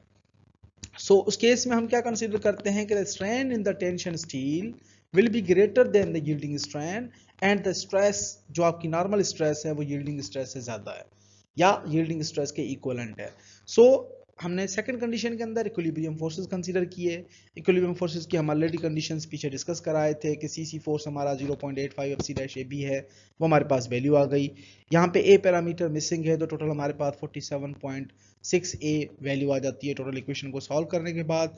इसी तरह से हमारे पास सी एस की वैल्यू हमने फाइंड आउट की, सी एस के बाद डी की वैल्यू फाइंड आउट की और नॉमिनल लोड की जो इक्वेशन थी उसके अंदर पुट कर दी है। तो टोटल पैरामीटर जो हमारे पास वैल्यू बची है वो 47.6 ए माइनस 13.6 जो है वो वैल्यू हमारे पास बच जाती है। इसी तरह से इस डायग्राम के अंदर तमाम फोर्सेस को हमने लाई कराया, जो हम ऑलरेडी पीछे डिस्कस कराए थे। सारी चीज़ें आपको मजीद क्लियर हैं।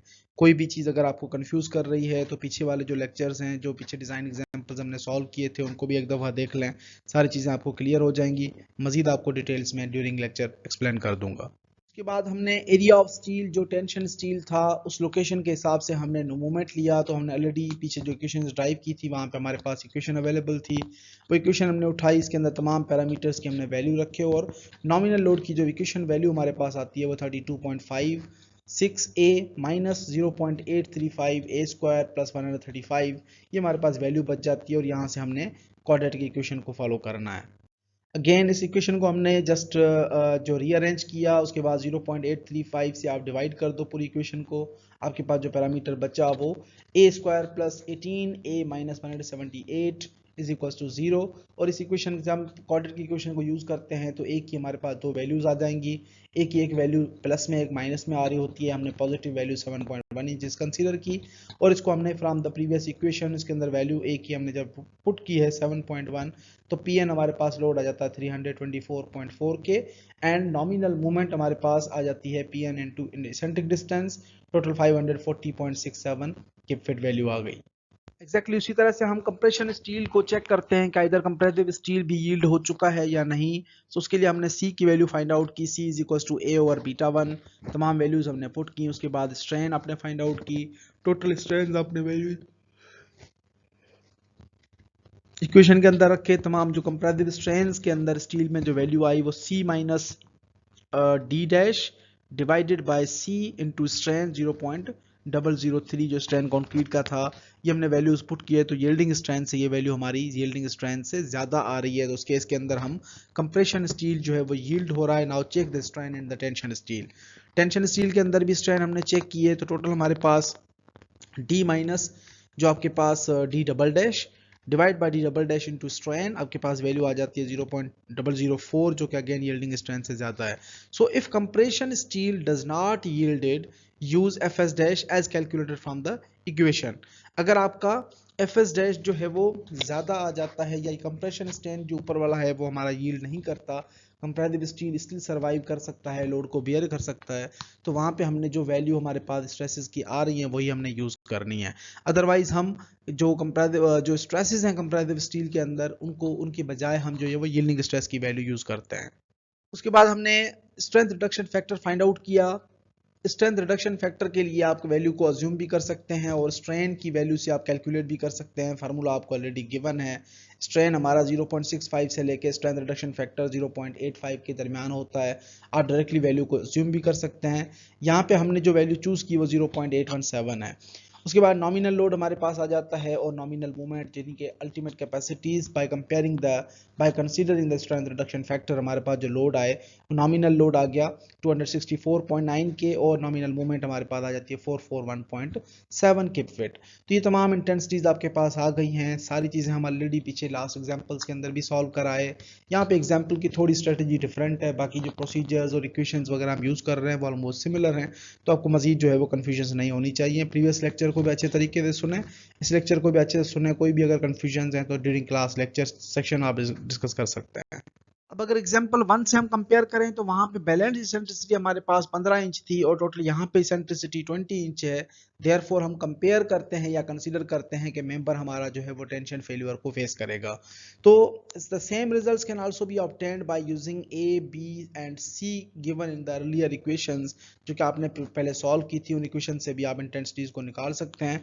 हम ऑलरेडी सॉल्व कर रहे हैं तो ये इक्वेशन आपने दोबारा करने की जरूरत नहीं है। अगर आप डायरेक्टली इक्वेशन को यूज करते हैं तो भी आप यूज कर सकते हैं।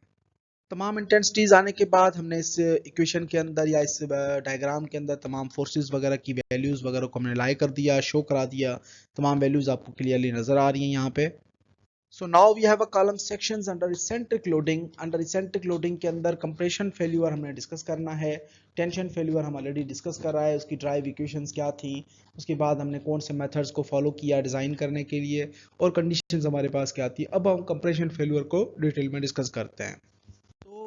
Now we have a column sections under eccentric loading as a compression failure. जब कंप्रेशन फेल्यूर की बात आती है तो हमारा larger load, even balance load से ज़्यादा लोड स्मॉलर इसेंट्रिसिटी से, यानी बैलेंस इसेंट्रिसिटी से कम इसेंट्रिसिटी हो, तो उस केस के अंदर हमारा जो मेंबर है वो कंप्रेशन फेल्यूर फेस करता है।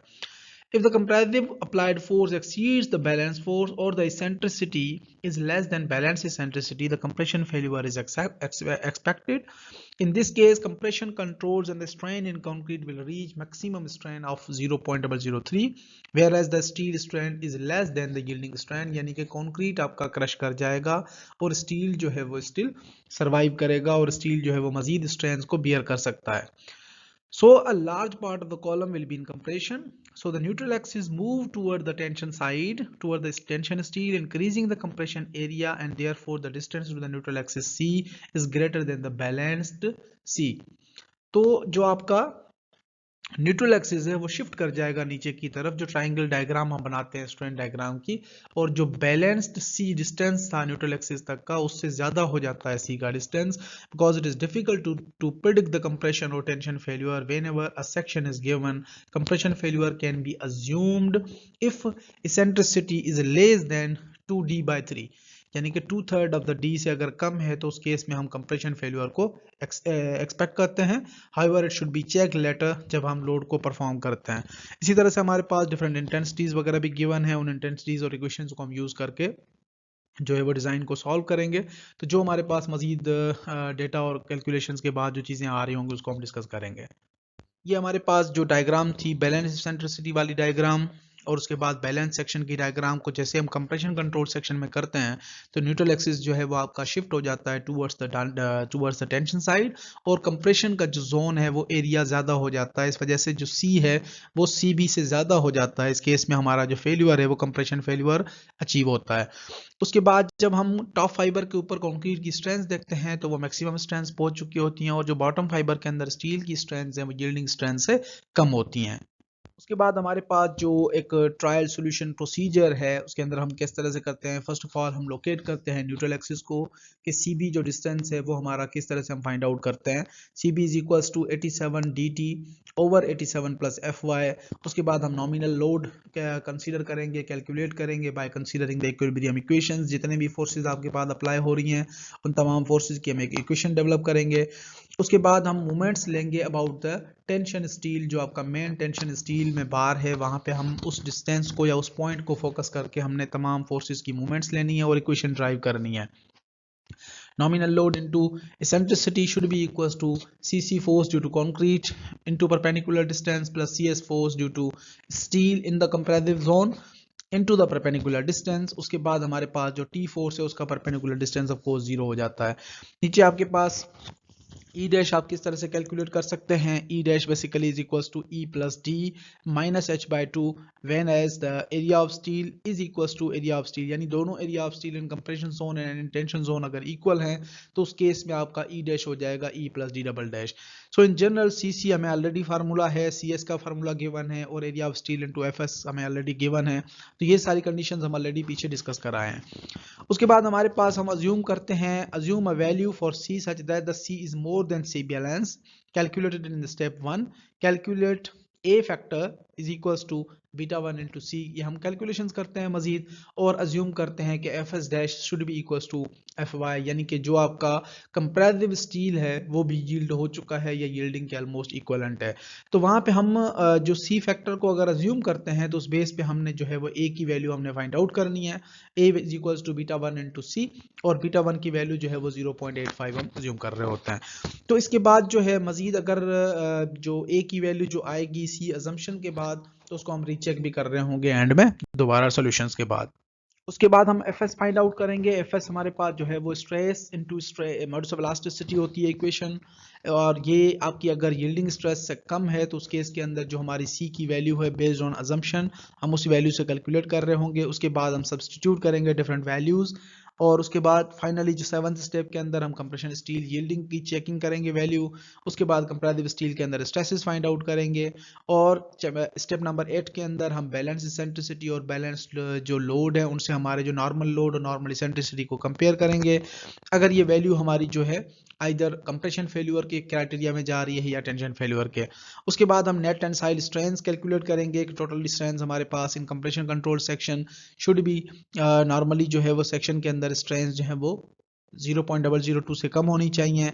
उसके बाद हम consequently the strength reduction factor apply करके जो नॉमिनल कैपेसिटीज हैं उनको हम कैलकुलेट करेंगे। तो ये हमारे पास जनरल प्रोसीजर्स था, इन प्रोसीजर्स को हमने फॉलो करना है, और आगे एक डिज़ाइन एग्जांपल है हम उसको डिस्कस करते हैं। जैसे ही डिज़ाइन एग्जांपल सारा कंप्लीट डिस्कस हो जाएगा आपको ये सारे तमाम स्टेप्स वगैरह जो है वो मजीद क्लियर हो जाएंगे। So the question statement here we have determine the nominal comparative strength. जो nominal comparative strength हमने calculate करनी है from a section as shown in figure, जिसकी eccentricity जो है वो 10 इंचेस से कम है। अब 10 इंचेस से कम eccentricity प्रीवियस केस में हमारे पास जो प्रीवियस डिजाइन टेंशन फेल्यूर था उसमें 20 इंचेस की गिवन थी, और जो उससे पहले हमने बैलेंस का फाइंड आउट किया था उसमें हमारे पास 15 इंचेस वैल्यू आई थी। तो यहाँ पे सबसे पहले हमने जो जनरल कंडीशन है उसको फॉलो करना है कि अगर इसेंट्रिसिटी जो है वो डेप्थ ऑफ द सेक्शन से ज़्यादा है तो उस केस में हमारा जो मेंबर है वो टेंशन फेल्यूर को फेस कर रहा होता है, और अगर इसेंट्रिसिटी आपकी overall depth of the section से कम है तो उस केस में हमारा जो मेंबर है वो नॉर्मली कंप्रेशन फेल्यूर को फेस कर रहा होता है। तो ये हमारे पास इसेंट्रिसिटी 10 इंचेस गिवन है, इस स्टेज के ऊपर जो है वो नॉमिनल लोड एक्ट कर रहा है। कंप्रेशन स्टील हमारे पास 4-9 नंबर की बास हैं और टेंशन स्टील भी 4-9 नंबर की बास हैं। टोटल सेक्शन हमें वही जो प्रीवियस एग्जांपल में ऑलरेडी हम डिस्कस कर रहा है वही सेक्शन है, जैसे इसेंट्रिसिटी डिफरेंट है। तो सॉल्यूशन में सबसे पहले हमने इसेंट्रिसिटी को चेक किया, should be less then 2/3 of the D. अगर 2/3 ऑफ डी से कम है तो उस केस में हमारा जो मेंबर है वो कंप्रेशन को जो है वो फेस कर रहा होता है। तो यहाँ पे 2/3 ऑफ डी हमारा 13 इंचेस है, इसेंट्रिसिटी हमें जो है 10 इंचेस की गिवन है, तो हम अज्यूम करते हैं कि हमारा मेंबर जो है वो कंप्रेशन में फेल होगा। So calculate the distance to the neutral axis from the balance section. Balance section के हिसाब से हम न्यूट्रल एक्सिस को फाइंड आउट करते हैं। C balance will be equals to 87/87 plus F Y into D T. हमारे पास तमाम वैल्यूज गिवन है, सी भी हमारे पास 11.54 इंचेस आ गया। उसके बाद इक्विलिब्रियम कंडीशंस अप्लाई करते हैं, 4 फोर्सेस हैं, नॉमिनल लोड है, प्लस आपके पास जो है वो टी फोर्स जो टेंशन फोर्स है, दोनों जो है वो एक डायरेक्शन में जा रहे हैं, और उसके अपोजिट डायरेक्शन में आपके पास कंपैरेटिव फोर्सेस 2 आ रही हैं, कंक्रीट की वजह से और एक स्टील की वजह से। तो चारों फोर्सेस को हमने सम करना है, 2 पॉजिटिव फोर्सेस हैं, 2 नेगेटिव फोर्सेस हैं, जिनका सम जो है वो 0 के इक्वल आना चाहिए। तो हमने जो है वो इक्वेशन बनाई Pn is equal to C C plus C S minus T, और सी सी हमें ऑलरेडी फार्मूला गिवन है, उसके अंदर वैल्यूज को हमने पुट करना है।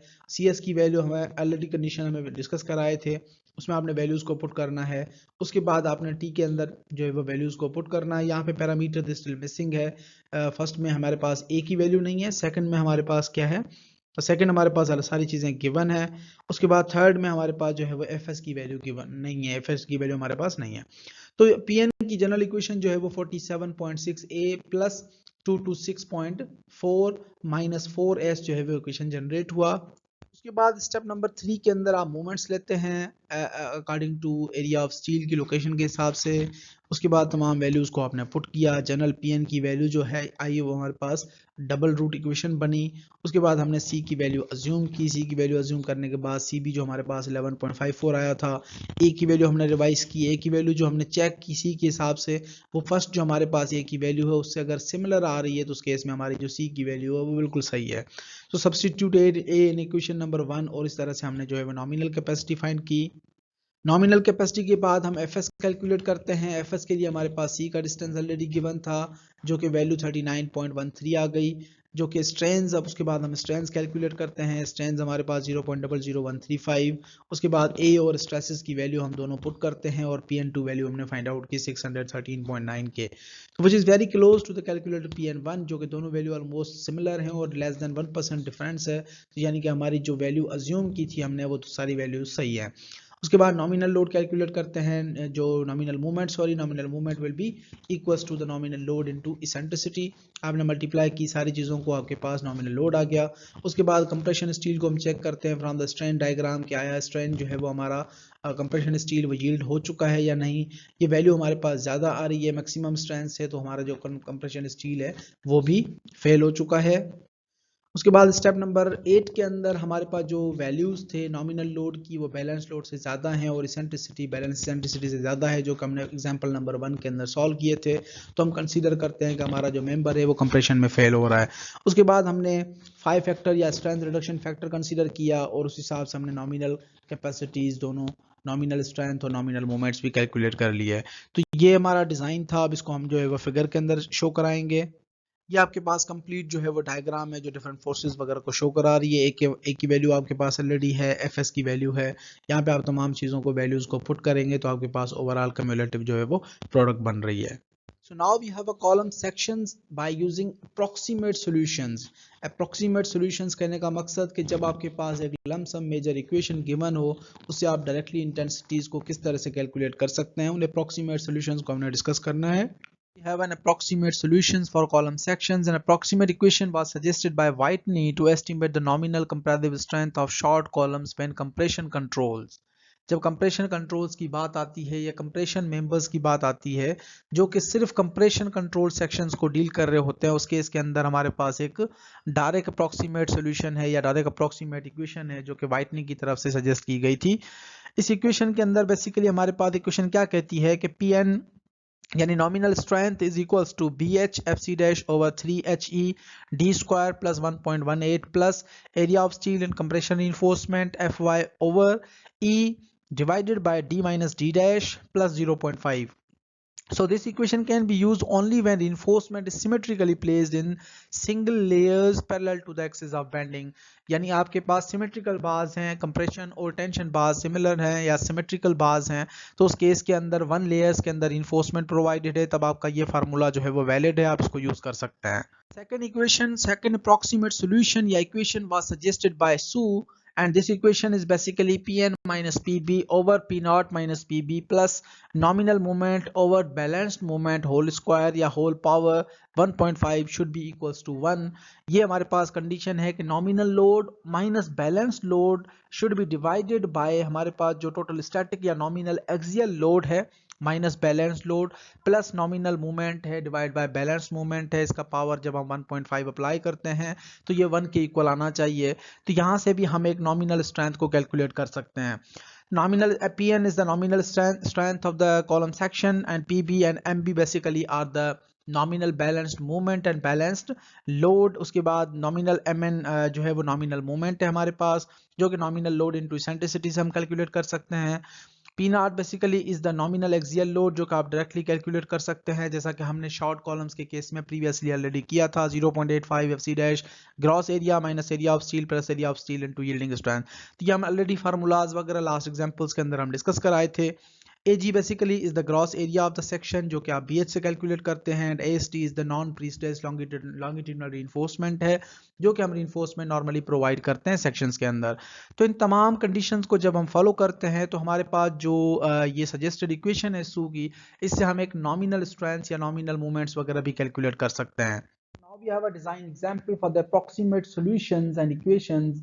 We have to determine the nominal compressive strength. Nominal strength हमने find out करनी है from a section as shown in figure. हमें फिगर गिवन है जिसके अंदर आप देख सकते हैं कि 4 नंबर की बाज हमें टेंशन इन्फोर्समेंट और 4 नंबर की बाज हमें कंप्रेशन इन्फोर्समेंट में गिवन है 9 नंबर की बाज।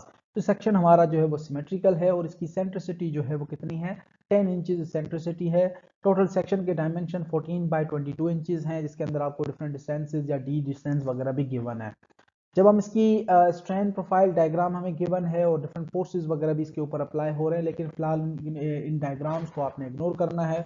जस्ट हम कंसीडर कर रहे हैं कि eccentricity we have 10 inches and compare the results. हम ऑलरेडी यही एग्जांपल पीछे सॉल्व कराए हैं, हमने रिजल्ट्स को कंपेयर करना है।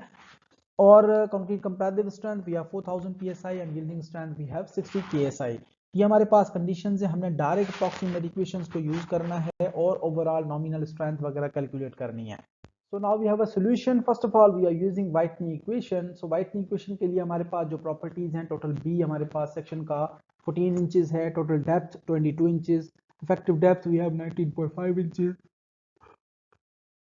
and depth for top reinforcement we have 2.5 inches. Area of steel and compression bars we have 4 number 9 bars. अगर आप एरिया कैलकुलेट करें तो 4 इंच स्क्वायर आपके पास एरिया आ जाता है। D minus D dash we have 17 inches, यानी कि center to center distance between the reinforcements we have 17 inches. तो apply करें Whitney equation को. So we have Whitney equation here, Pn is equals to BHFC dash over 3HED square plus 1.18 plus area of steel in compression bars, yielding stress divided by E over D minus D dash plus 0.5. हमारे पास सारी चीजें parameters already given है जो हम already discuss कराए, ऊपर parameters भी हमारे पास हैं. Pn is equals to 14, we have depth, width of the section, sorry, and depth we have H is equals to 22 inches, we have concrete compressive strength of 4 ksi. उसके बाद हमारे पास 3 is constant, H is again 22 inches, eccentricity we have 10 inches, D square 19.5 square plus 1.108 plus area of steel we have 4 into 60 yielding stress divided by eccentric distance we have 10 and D minus D dash we have 17 inches plus 0.5. तो इससे हमें जो intensity मिली वो 643 kips की मिली.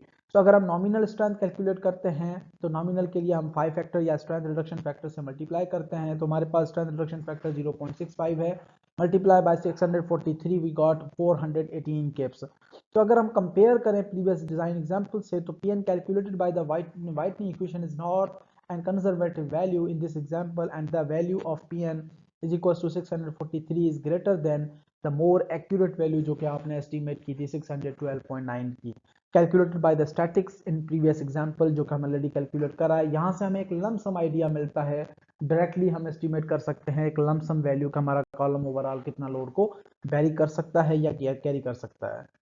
So now we have a solution by Su equation. Su equation के लिए हमारे पास nominal load और नॉमिनल बैलेंस लोड हमें चाहिए, बैलेंस मूवमेंट भी हमें चाहिए, और हमारे पास जो इंटेंसिटीज है उनको हमने कंसीडर करना है. हमने जो प्रीवियस एग्जांपल सॉल्व किया था वहां से हमने बैलेंस लोड और बैलेंस मूवमेंट की वैल्यूज चूज कर ली, जो कि हमारे पास 453.4 किप्स था और बैलेंस मूवमेंट भी है 6810.8 किप इंच. ये हमारे पास वैल्यूज आ गई. अब हम टोटल पी नॉट कैलकुलेट करते हैं, टोटल स्टैटिक इंटेंसिटी कैलकुलेट करते हैं, जो कि हमारे पास क्या है 0.85 F C dash gross area minus area of steel plus area of steel into yielding stress of material. ये तमाम वैल्यूज आपने पुट करी है. 0.85 concrete comparative strength 4 KSI, gross area we have 14 into 22 inches section minus area of steel, total area of steel we have 4 number 9 bars at the bottom and 4 number 9 bars at the top, so we got 8 inches square plus area of steel again we have 8 and yielding stress we have 60 ksi. तो यहाँ पे हमने तमाम values को put किया तो total static intensity हमारे पास 1500 kips आ गई. इक्वेशन के अंदर यूज करते हैं Pn minus 453.4 divide by 1500 is P not minus total जो हमारे पास बैलेंस लोड था 453.4 plus 10 into Pn. Pn basically हमारे पास यहाँ पे क्या है, सॉरी इसे जो हमारे पास नॉमिनल मूवमेंट का फार्मूला आता है, तो नॉमिनल मूवमेंट के अंदर हम क्या करते हैं कि जो नॉमिनल लोड है इनटू इसेंट्रिसिटी हम मल्टीप्लाई कर देते हैं. तो नॉमिनल लोड हमारे पास ऑलरेडी अननोन है और 10 हमारे पास इसेंट्रिक डिस्टेंस है, तो हमने मल्टीप्लाई किया divide by balance movement we have 6810.8 power 1.5 should be equals to 1. अगर आप इसको इक्वेशन को पूरी को सॉल्व करें multiply by 1000 and solve for Pn we got an equation of 0.9555 Pn plus 0.05626 Pn power 1.5 is equals to 1433.2 kips. इस equation को आपने सॉल्व करना है और जैसे आपने सॉल्व किया तो Pn equation by trials we got Pn is equals to 611 k kips which is very close to 612.9 as calculated by the statics, जो कि वैल्यू हमें बहुत ज़्यादा क्लोजर वैल्यू अचीव हो रही है. So now we have a rectangular column sections with side bars. अगर side bars वहाँ पे आ जाती हैं तो उस केस में हम rectangular sections को किस तरह से solve करते हैं, उन examples को हम discuss करते हैं. So in general, we have sometimes we have columns with the side bars. In some column sections, the steel reinforcement bars are distributed around the four sides. जो हम अभी तक कॉलम डिस्कस कर रहे थे वो टू साइड्स के ऊपर आपके पास मेजर reinforcements थी. समटाइम्स ऐसे केस आ जाते हैं जिसके अंदर हमने चारों कॉलम की साइडों के ऊपर reinforcement bars provide करनी होती हैं. So the side bars are those placed on the sides along the depth of the section in addition to the tension and compression reinforcement, area of steel and area of steel dash, and can be denoted by ASS as shown in figure, जिसको हम area of steel as side bars या side area of steel consider करते हैं. So in this case, the same procedure explained earlier can be applied, taking into consideration the strain variation along the depth of the section and the relative force in the each side bar, either in the compression or in the tension zone of the section. These are added to those of CC, CS and T to determine P and nominal load, which can be computed as follows. कि जितने भी आपके forces जो side bars की वजह से apply हो रही हैं उनके अंदर आप स्ट्रेंस को फाइंड आउट करेंगे. स्ट्रेंस को फाइंड आउट करने के बाद आप स्ट्रेसेस को कैलकुलेट करेंगे. स्ट्रेसेस को कैलकुलेट करने के बाद हमने कंप्रेशन जोन के अंदर जो जितने भी साइड बार्स हैं उनकी वजह से जितने भी कंप्रेसिव फोर्सेस अप्लाई हो रहे हैं उनको हमने फाइंड आउट करना है. और जितने भी टेंशन फोर्सेस हैं या टेंशन रीजन के अंदर जितने आपके फोर्सेस अप्लाई हो रही हैं उनके अंदर हमने जो इंटेंसिटीज हैं उनको फोर्सेस को फाइंड आउट करना है. टोटल कम्युलेटिवली हमने जो है वो तमाम फोर्सेस का सम निकाल लेना है. So generalized equation will be nominal intensity will be equals to Cc as a concrete compressive force plus sum of all the compressive steels, जो स्टील्स आपके साइड बार्स में कंप्रेशन रीजन के अंदर आ रहे हैं उन तमाम स्टील्स को हमने तमाम फोर्सेस को हम सम कर लेंगे, minus sum of all the tensile forces, जितने भी आपके टेंसाइल रिइंफोर्समेंट्स हैं उन तमाम रिइंफोर्समेंट के फोर्सेस को हम डिडक्ट कर देंगे. जैसा हमने डिस्कस किया समटाइम्स कॉलम्स हमारे पास इस तरह के भी आ जाते हैं जिसके अंदर हम कंप्रेशन स्टील और जो आपकी टेंशन स्टील है इसके अलावा आप साइड बार्स प्रोवाइड करते हैं. फॉर एग्जांपल आपको फर्स्ट फिगर नजर आ रही है जहाँ पे 6 साइड बार्स हैं, 3 ऑन ईच साइड. यहाँ पे आप देख सकते हैं पिक्चर ए के अंदर. और पिक्चर बी के अंदर आप देख सकते हैं कि we have three types of reinforcements. One is the compression reinforcement and second is the tension reinforcement, and 2 side bars also we have provided here in the section. So side bars in rectangular section, 6 side bars and 2 side bars may be neglected, may not be, but we have to design by considering all types of reinforcements and to evaluate the structural behavior of the member in overall conditions. So for that we have a design example. Determine the balance load PB and the balance moment MB and the balance eccentricity EB for the section as shown in figure 6. Figure आपको नजर आ रही है नीचे. Already हमने balance load, balance movement and balance eccentricity find out करनी है. जब हम concrete comparative strength 4000 psi and steel yielding strength 60000 ksi या 60000 psi हम यूज करते हैं तो उस केस में हम साइड बार्स को किस तरह से फोकस करते हैं. जो एग्जांपल आपको नजर आ रहा है नीचे उसके अंदर टोटल 10 नंबर की बार्स हैं. 5 on the as a compression reinforcement, 5 as a tension reinforcement and 3 side bars on each direction we have already provided. और यहाँ पे आपको टोटल 22 इंचेस बाय 22 इंचेस का सेक्शन गिवन है. अगर आप डिस्ट्रीब्यूशन देखें यहाँ पे तो 2.5 inch cover we have on the top side जो कि सेंटर ऑफ बार से लेके टॉप सरफेस तक है, और 2.5 इंचेस का कवर हमने बॉटम इन्फोर्समेंट के लिए प्रोवाइड किया, यानी 2.5 इंच का चारों तरफ से है.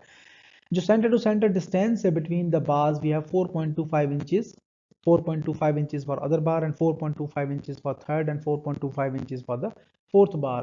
ये टोटल हमारे पास हो जाता है 4.25 and 4.25 8.5, 8.5 plus 8.5 we have 17 inches, 17 plus 5 we have 22 inches. तो 22 इंचेस का टोटल सेक्शन है. अगर दोनों डायरेक्शन में आप डिस्ट्रीब्यूट करें तो इस तरह से आपकी डिस्ट्रीब्यूशन बन जाती है. So now we have a solution. Solution के अंदर हमारे पास बैलेंस सेक्शन था जो कि हमने ऑलरेडी सिमिलर एग्जांपल जैसे हमने एग्जांपल नंबर 1 के अंदर डिस्कस किया. तो यहाँ पे हमारे पास B और H दोनों 22 इंचेस के इक्वल हैं जो कि आपको नजर आ रहे हैं. उसके बाद हमारे पास जो है वो टोटल इफेक्टिव डेप्थ 19.5 इंचेस की थी. D dash we have 2.5 inches and area of steel and compression and tension we have 6.35 inch square. 5 number 10 bars and 6 number 10 side bars 3 on each side. ये हमारे पास टोटल बार्स हैं जिसके अंदर हमने total area of steel जो निकाला है वो कंप्रेशन एरिया ऑफ स्टील है और टेंशन एरिया ऑफ स्टील है. यानी कि आपके 5 नंबर बार जो बॉटम सरफेस के ऊपर लगी हुई हैं और 5 आपके टॉप सरफेस के ऊपर लगी हुई हैं. जो साइड बार्स हैं उनका एरिया फिलहाल हमने यहाँ पे कंसीडर नहीं करना. तो उसके बाद सबसे पहले हमने कैलकुलेट किया है the neutral axis. Neutral axis को हमने कैलकुलेट किया जो कि C balance should be equal to 87/87 plus yielding strength into depth of the section. ये हमारे पास टोटल सेक्शन था। उसके बाद 87 और 87 yielding strength we have 60 KSI अगर आप यहाँ पे पुट करें, और टोटल जो टेंशन इन्फोर्समेंट की यानी कि जो ओवरऑल डेप्थ है वो हमारे पास 19.5 इंचेस है। तो यहाँ पे हमारे पास जो सी बैलेंस की वैल्यू आई वो 11.54 इंचेस आ जाती है। सी बैलेंस के बाद हम ए बैलेंस निकालते हैं जो कि स्ट्रेस ब्लॉक का डेप्थ होता है ए, वो हमारे पास है 0.85 यानी बीटा 1 इंटू सी हमारा फार्मूला होता है, तो बीटा 1 0.85 और सी हमारे पास 11.54 था। तो टोटल ए बी यानी ए बैलेंस हमारे पास वैल्यू आ जाती है 9.81 इंचेस। अब हमने सबसे पहले जो है क्रॉस सेक्शन बना लिया, जो हमारा सेक्शन गिवन था उसका क्रॉस सेक्शन आ गया। क्रॉस सेक्शन के बाद हमने स्ट्रेन डिस्ट्रीब्यूशन डायग्राम बनाई। स्ट्रेन डिस्ट्रीब्यूशन डायग्राम ने आप जिस तरह से आपने बनानी होती है आपने बना ली। उसके बाद जो आपका न्यूट्रल एक्सिस है वो बेसिकली टॉप सरफेस से 11.54 इंचेस के ऊपर आ रहा है, जो कि आपका सी बी बैलेंस डिस्टेंस था। सी बी हमारे पास 11.54 है। अगर हम 11.54 पे न्यूट्रल एक्सिस रखते हैं तो ट्राइंगुलर डिस्ट्रीब्यूशन जो है वो आपकी इस तरह से बन रही है, और नीचे वाला जो है वो टेंशन पोर्शन है। इसी तरह से आपने स्ट्रेस ब्लॉक बनाया। स्ट्रेस ब्लॉक आपके पास 9.81 इंचेस उसकी डेप्थ थी, और यहाँ पे नीचे जो है वो आपके टेंसाइल फोर्सेस हैं। तो तमाम को आने के बाद हमने जो टॉप स्टील है उसको स्ट्रेन एस टी या स्ट्रेन S1 से रिप्रेजेंट कराया। जो साइड बार है उसको हमने यहाँ पे सेकंड स्ट्रेन S2 से रिप्रेजेंट कराया, और सेंट्रल जो स्टील है वहाँ पे स्ट्रेन S3 से रिप्रेजेंट हो गया। इसी तरह से जो बॉटम जो आपके प्लास्टिक सेंट्रॉइड से नीचे वाली बार्स हैं ये आपका जो है टेंशन सरफेस रीजन के अंदर आ रहा है, तो यहाँ पे स्ट्रेंड 4 हो जाती है, और बॉटम जो आपकी टेंशन इन्फोर्समेंट है जो मेन वहाँ पे यील्डिंग स्ट्रेंड आ जाती है। तो यील्डिंग स्ट्रेंड हम T2 से रिप्रेजेंट करा रहे हैं। उसके अपर वाला साइड 1 जो है वो T1 से रिप्रेजेंट हो गया। जो स्ट्रेस ब्लॉक का टॉप सरफेस है वो 0.85 FC डैश। इसके स्ट्रेस ब्लॉक के बिल्कुल सेंटर में हमने सीसी फोर्स जो कॉन्क्रीट कंप्रेसिव फोर्स अप्लाई किया। CS1 आपका टॉप 10 जो कंप्रेशन स्टील है उसको हमने CS1 से रिप्रेजेंट कराया। जो आपके फर्स्ट साइड बार्स हैं from the top reinforcement to downward आपके पास उसको हमने CS2 से रिप्रेजेंट कराया, यानी compressive steel compressive force due to steel 1, compressive force due to steel 2 and compressive force due to steel 3। तो ये तीन फोर्सेस हमारे स्टील जो टॉप 3 स्टील्स हैं ये आपके एज अ कंप्रेसिव एक्ट कर रहे हैं। उसके साथ कंक्रीट का कंप्रेसिव फोर्स आ गया, और आपके जो बॉटम जो टी फोर्सेस है ये दोनों जो है वो एज अ टेंसाइल एक्ट कर रहे हैं। उसके बाद हम स्टेप नंबर 2 के अंदर फोर्सेस को कैलकुलेट करते हैं कि कंक्रीट एंड स्टील बार्स के अंदर फोर्सेस कितने हैं, जो कि हमने प्रीवियस फिगर के अंदर लाई करवा दिए, शो करा दिए। सो इन द कंप्रेशन जोन हमारे पास सबसे पहला जो फोर्स है वो कंक्रीट कंप्रेसिव फोर्स है, जिसकी हम इंटेंसिटी 0.85 FC AB से निकालते हैं। 0.85 FC वी हैव 4 KSI, और A हमारे पास है 9.81, और हमारे पास जो टोटल B है या टोटल जो विड्थ ऑफ द सेक्शन है वो 22 इंचेस है, जिससे हमारी टोटल इंटेंसिटी आ जाती है 733.8 किप्स। उसके बाद हम स्ट्रेसेस को चेक करते हैं कि आया हमारी जो स्ट्रेसेस हैं वो यील्डिंग स्ट्रेसेस से कम है या यील्डिंग स्ट्रेसेस से एक्सीड कर रही हैं। तो हमने स्ट्रेसेस को चेक करने के लिए फार्मूला हमारे पास क्या है, 87C minus D dash over C. 87C हमारे पास 11.54 माइनस डी डैश हमारे पास 2.5 inches divide by C 11.54, total intensity 68.15 KSI आ गई, जो कि 60 KSI से ज्यादा है। तो अगर 60 KSI से ज्यादा है, इट मींस कि हम यील्डिंग स्ट्रेस को ही यूज करेंगे। हमारा जो स्टील है वो ऑलरेडी कोलैप्स कर रहा है, ये यील्डिंग स्ट्रेस पे पहुंच रहा है। तो अब CS1 कैलकुलेट करते हैं कि पहले जो टॉप फाइबर या top reinforcement as a compression जिसको हम CS1 से रिप्रेजेंट करा रहे हैं उसकी इंटेंसिटी को कैलकुलेट करते हैं। So area of steel dash यानी कि उसी रीजन की जो 4 बार्स हैं या 5 बार्स हैं उनको into yielding stress minus 0.85 FC dash. अब FC डैश हमने यूज किया, सारी कंडीशंस जब वैल्यूज हमने पुट किए तो CS1 की हमारे पास फोर्स की जो वैल्यू आई वो 359.4 किप्स आ गई। इसी तरह से हम स्ट्रेस अब कैलकुलेट करते हैं सेकंड बार्स के अंदर। सेकंड बार के अंदर स्ट्रेसेस हमारे पास क्या है कि आपके पास जो डिस्टेंस था या फार्मूला जो है वो 87 11.54 यानी सी का distance minus 2.5 D dash minus 4.25 D double dash, यानी उस बार से लेके ऊपर वाली बार तक का जो डिस्टेंस है उसका हमने डिडक्ट कर दिया, उसको सेंट्रॉइड तक हम डिस्टेंस कंसीडर करते हैं। तो 4.25 हमने डिडक्ट कर दिया। टोटल हमारे पास स्ट्रेसेस कितनी आ गई FS2 की 36.11 KSI। अब यहाँ पे आप FY की जगह FS डैश की वैल्यू यूज करेंगे फार्मूला के अंदर। तमाम वैल्यूज हमने पुट की तो CS2 की जो वैल्यू हमारे पास आई वो 83.1 किप्स आ गई। उसके बाद हम स्ट्रेसेस चेक करते हैं थर्ड बार्स के अंदर। थर्ड बार के लिए भी हमारे पास फार्मूला वही है 87 C minus distances divided by C। अब C हमारे पास 87 कांस्टेंट है, C हमारे पास 11.54 माइनस 2.5 यानी कि जो डिस्टेंस आपका ऊपर वाला जो कंप्रेशन बार से लेके टॉप फाइबर तक का डिस्टेंस, माइनस 4.25 अपर बार यानी कंप्रेशन बार से लेके सेकंड कंप्रेशन बार तक का डिस्टेंस, माइनस 4.25 अगेन उसी सेकंड बार से लेके थर्ड बार जिसकी आप बात कर रहे हो वहां तक आपका परपेंडिकुलर डिस्टेंस बेसिकली हमें चाहिए, तो 4.25 हमने वो भी डिडक्ट कर दिया, डिवाइडेड बाय C यानी टोटल आपका 11.54। तो स्ट्रेसेस इन थर्ड बार यहाँ पे जनरेट हो रही हैं 4.07 KSI। और ये 4.07 आपकी यील्डिंग स्ट्रेसेस से बहुत कम है, यानी कि सेकंड बार्स और थर्ड बार जो है वो आपकी यील्ड नहीं हो रही, वो यील्डिंग से स्ट्रेसेस बहुत कम है। तो यहाँ पे हम Fy की जगह या Fs डैश की जो वैल्यू आ रही है रेस्पेक्टिव वो हमने प्रोवाइड करनी है। तो यहाँ पे हमारे पास फार्मूले में आते हैं CS3 यानी कि force in third compression bar will be equal to area of steel dash Fy minus 0.85 Fc dash. अब हमारे पास दो बार्स हैं, तो 2 इंटू 1.27 हमारे पास दो बार्स का, एक बार का area 4.07 is the stresses minus 0.85 into FC dash we have 4। तो टोटल थर्ड जो फोर्स हमारे पास आई CS3 वो 1.7 किप्स आ गई। अब जो फोर्थ बार है, फोर्थ बार बेसिकली आपकी टेंशन जोन के अंदर है, क्योंकि टेंशन स्ट्रेन हम चेक करते हैं कि टेंशन स्ट्रेन कितने हैं स्टील के अंदर। ऊपर वाले रीजन जो है वो हमारे कंप्रेसिव के अंदर थे, तो कंप्रेसिव स्ट्रेसेस हम फाइंड आउट कर रहे थे। यहाँ पे हमारे पास टेंशन स्ट्रेन्स हैं, तो टेंशन की स्ट्रेन्स हमने कैलकुलेट करनी है।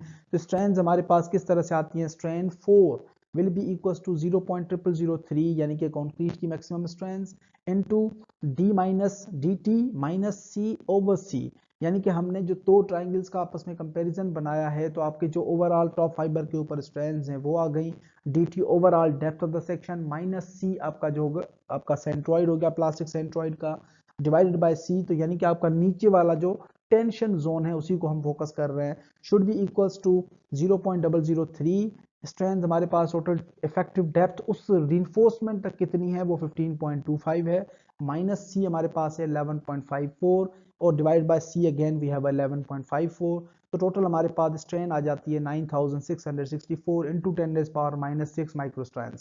तो यहाँ पे अब स्ट्रेस हमारे पास क्या आ गई, stress 4 will be equal to strain 4 into modes of elasticity, दोनों वैल्यूज को आपने फाइंड आउट किया, वी गॉट 28 KSI।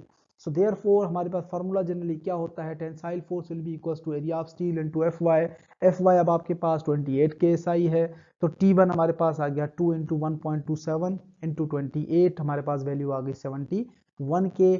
और इसी तरह से जब आप T2 कैलकुलेट करते हैं तो वहां पे ऊपर T1 में दो बार्स थी साइड बार्स, तो इस वजह से हमने एरिया दो बार्स का रखा, और यहाँ पे T2 में आपके पास 5 बार्स हैं, तो 5 बार्स का एरिया 6.3835 है इनटू यील्डिंग स्ट्रेस, क्योंकि वहां पे यील्डिंग स्ट्रेन ऑलरेडी हमें पता है, या यील्डिंग स्ट्रेन हमने कंसीडर करनी है, तो यील्डिंग स्ट्रेन के ऊपर हमारे पास ऑलरेडी स्ट्रेसेस मैक्सिमम जो है वो 60 KSI है, तो T2 हमारे पास 381 किप्स आ गया। उसके बाद हम इक्विलिब्रियम कंडीशन का फार्मूला अप्लाई करते हैं, जो कि balanced load will be equal to sum of all forces, जो कि यानी कि सम ऑफ ऑल फोर्सेस या horizontal forces must be equal to 0। उसमें बैलेंस लोड था हमारे पास is equal to CC plus sum of all CS forces minus sum of all T forces, यानी कि comparative force due to concrete plus comparative forces due to steel, जितने भी steel हैं, plus आपके sorry minus comparative या tensile forces जितने भी आपके स्टील के हैं, टेंसाइल स्ट्रेसेस। तो ये आपके पास बैलेंस लोड टोटल जब आपने सब फोर्सेस को ऐड कर दिया तो बैलेंस लोड आपके पास आ गया 726। उसके बाद हम प्लास्टिक सेंट्रॉइड पे मोमेंट लेते हैं, सारी चीज़ें आपके पास ये मोमेंट्स और परपेंडिकुलर डिस्टेंसेस वगैरह ऑलरेडी गिवन है, डायग्राम के अंदर से आप देख भी सकते हैं। उसके बाद हमने तमाम फोर्सेस का जो है वो प्लास्टिक सेंट्रॉइड के हिसाब से मूवमेंट्स लिए, और मूवमेंट की वैल्यू हमारे पास बैलेंस मूवमेंट आ गया 952 के फिट।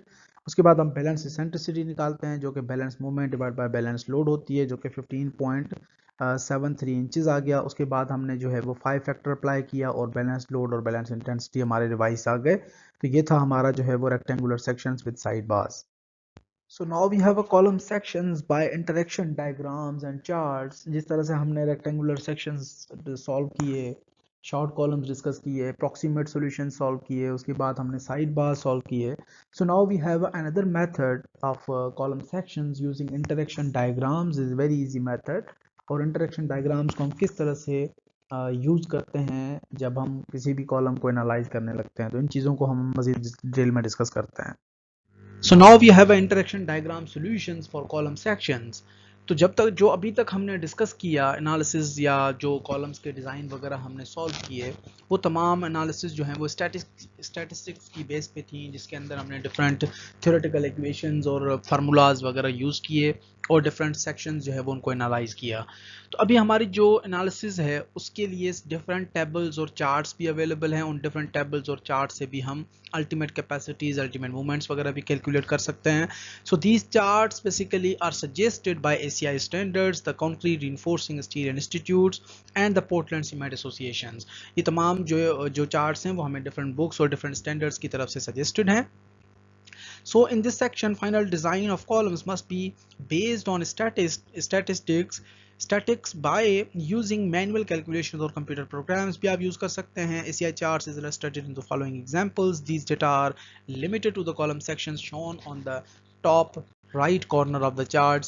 ये चार्ट जो है वो आपको कॉलम के डिफरेंट सेक्शंस जो right side of the column already given है उनके लिए स्पेसिफाइड है, उनके अलावा जो है आप उनको यूज नहीं कर सकते। So we have a design example. We have to solve this design example by considering the interaction diagrams. Determine the necessary reinforcement for a short column as shown in figure 7 to support a factored load of 483 kips and the factored movement of 322 kip. Factored load और factored movement हमें given है।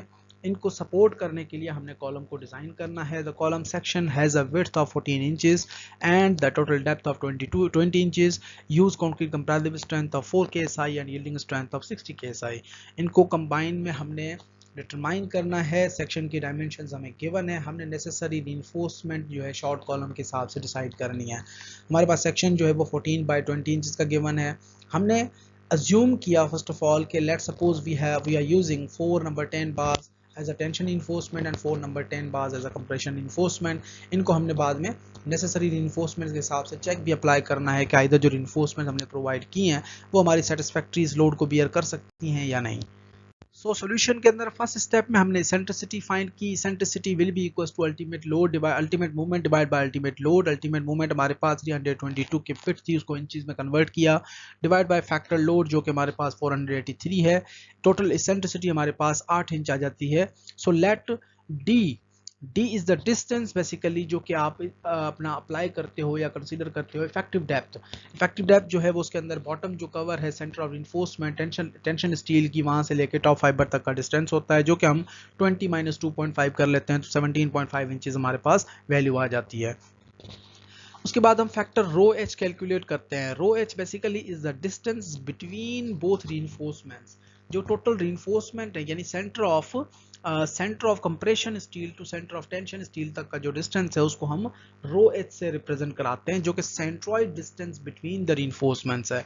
तो ये हमारे पास 20 inch का total depth थी और हमने माइनस कर दिए 2.5 inch from the top side and 2.5 inch from the bottom side. Total हमारे पास 15 इंचेस आ गया।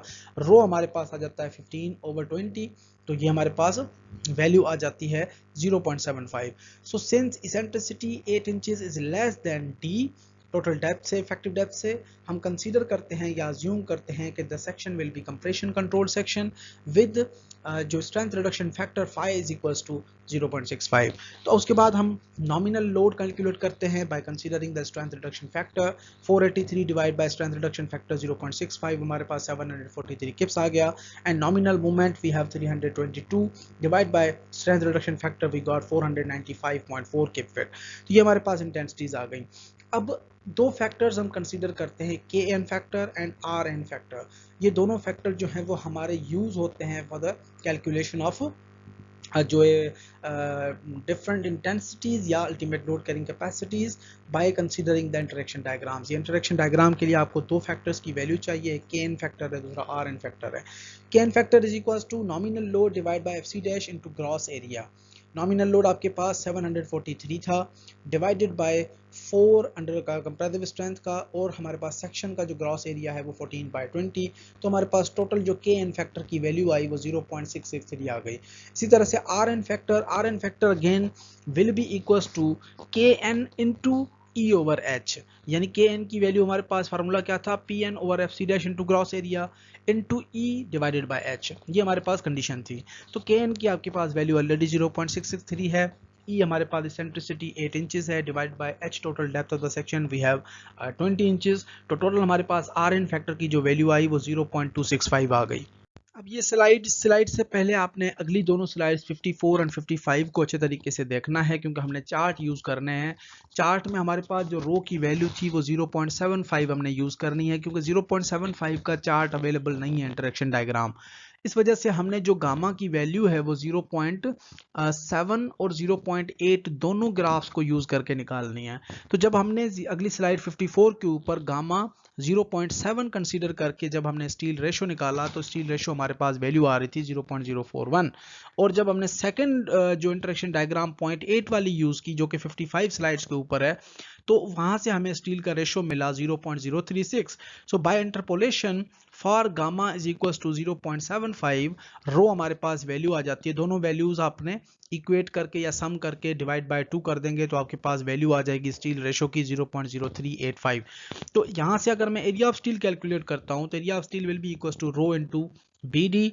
रो हमारे पास ऑलरेडी 0.0385 है, बी हमारे पास 14 इंचेस है और इफेक्टिव डेप्थ टोटल डेप्थ हमारे पास 20 इंचेस है। तो एरिया ऑफ स्टील हमारे हमें मिल जाता है 10.22 इंच स्क्वायर। तो यूज 8 नंबर 10 बार जिनका एरिया जो है वो 10.16 इंच स्क्वायर आता है, 4 on each side, and use number 3 ties spaced at 14 inches, इनको भी आप यूज कर सकते हैं। तो जो क्वेश्चन के अंदर आपको रिइंफोर्समेंट्स मिली हुई हैं, वो रिइंफोर्समेंट हमने डिज़ाइन करनी थी, उसके बाद वहाँ पे हमने शो करानी थी। तो ज़रूरी नहीं है कि आपको जो रिइंफोर्समेंट वहाँ पे गिवन हो या नहीं गिवन हो।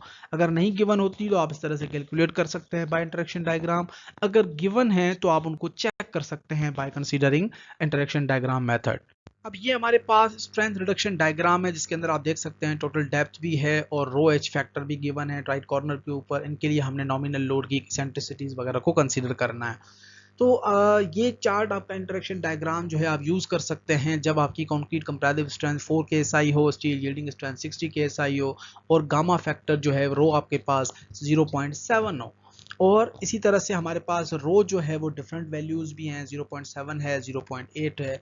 तो हमारा जो रो कैलकुलेट किया पीछे डिज़ाइन के अंदर, उसकी वैल्यू 0.75 आ रही थी, यानी कि हमने दो इंटरेक्शन डायग्राम्स यूज़ करनी है, एक 0.7 वाली और एक 0.8 वाली। उन दोनों का हमने कम्युलेटिव एवरेज ले लेना है, तो हमारे पास जो रो 0.75 है उसकी वैल्यू आ जाएगी। उसके लिए हमने पहले 0.7 का जो इंटरेक्शन डायग्राम था वो हमने चूज़ किया। यहाँ पे हमारे पास आर एन की वैल्यू थी 0.26 समथिंग, वो हमने नीचे से उसको एक ब्लू लाइन आपको नज़र आ रही है, यहाँ से हमने उसको मार्क किया और एग्जैक्टली वो। और सेकंड हमारे पास जो फैक्टर था वो के एन फैक्टर था, जो कि के एन की वैल्यू हमारे पास 0.6 समथिंग थी। दोनों वैल्यूज़ को हमने कट किया, जहाँ पे ये लाइन आपको इंटरसेक्ट कर ली है स्ट्रेट लाइंस दोनों, वो हमारे पास वैल्यू आ जाती है ओवरऑल जो है वो गामा फैक्टर की। तो ये हमारे पास वैल्यूज़ आ जाती है। यहाँ पे वैल्यू आपके पास आ रही है 0.01, 0.02, 0.03 और 0.04 के दरमियान यहाँ पे। तो ये हमारे पास वैल्यू आ जाती है फर्स्ट डायग्राम से। इसी तरह से हमने सेकंड इंटरेक्शन डायग्राम चूज की जब कंप्लीट कंपैरेटिव स्ट्रेंथ 4 KSI और हमारे पास रो की वैल्यू 0.8 थी। वहाँ पे हमने आर एन की वैल्यू 0.26 को ऊपर ले आए स्ट्रेट लाइन के अंदर, और हमारे पास के एन की वैल्यू 0.66 था, उसको भी हम स्ट्रेट ऊपर ले आए। तो यहाँ पे ये दोनों लाइन सेकंड डायग्राम के अंदर इंटरेक्ट कर रहे हैं, 0.01 से लेके 0.02 के दरमियान भी नहीं लाई कर रहे, और ये लाई कर रहे हैं 0.03 से लेके 0.04 के दरमियान। तो ये हमारे पास जो वैल्यू है वो अराउंड 0.36 के आसपास जो है वो वैल्यू हमें अचीव होती है। तो दोनों इंटरेक्शन डायग्राम से हमने दो वैल्यूज अचीव कर ली हैं। एक लैम्डा या गामा फैक्टर हमारे पास 0.7 था, दूसरा गामा फैक्टर हमारा 0.8 था। दो वैल्यूज आ गई। अब इन दोनों वैल्यूज का हम एक एवरेज वैल्यू ले लेते हैं। इसी तरह का हमारे पास एक और डिजाइन एग्जांपल है, जिसके अंदर आपने चार्ट्स को यूज करना है और डिटरमाइन करना है कॉलम स्ट्रेंथ, कि अगर आपको रिइंफोर्समेंट्स मिली हुई हों तो आप कॉलम की स्ट्रेंथ वगैरह किस तरह से आइडेंटिफाई करते हैं या फाइंड आउट कर सकते हैं। सो हमें एसेंट्रिसिटी भी मिली हुई है 12 इंचेस की, और उसके बाद हमें कंक्रीट कंप्रेसिव स्ट्रेंथ 5 KSI मिली हुई है, और यील्डिंग स्ट्रेंथ हमें 60 KSI मिली है। हमने जो है वो 4 नंबर 10 के बाद यूज़ करने हैं। 14 बाय 24 इंचेस का सेक्शन है आपके पास, 2.5 इंचेस डिस्टेंस है from for both reinforcements from the covers. तो ये हमारे पास एक डिज़ाइन एग्जाम्पल है जो कि आपने खुद अपनी तरफ से इसको सॉल्व करना है अच्छे तरीके से। प्रोसीजर और सोल्यूशन मैंने आपको प्रोवाइड किया है, अच्छे तरीके से समझना भी है और इसको सॉल्व भी करना है।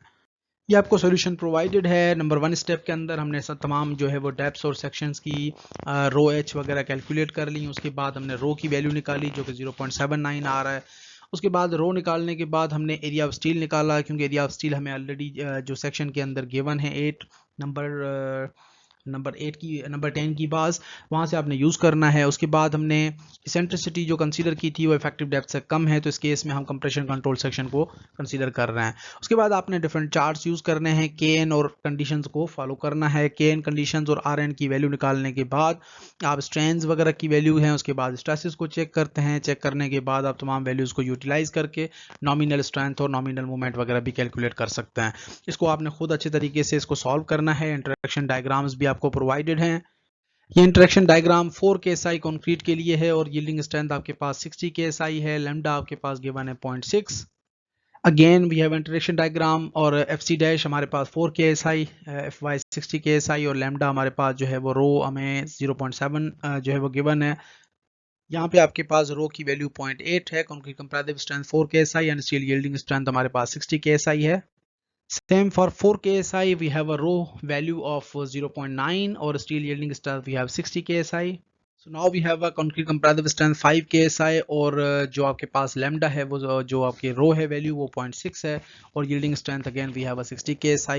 ये वाला चार्ट जो है वो ये वाले आगे जो चार्ट्स आपको गिवन है रो 0.6, 0.7, 0.8 और 0.9 के, ये आपने इनमें से जो है वो दो चार्ट्स कोई भी यूज़ करने हैं सेकंड डिज़ाइन एग्जाम्पल को सॉल्व करने के लिए।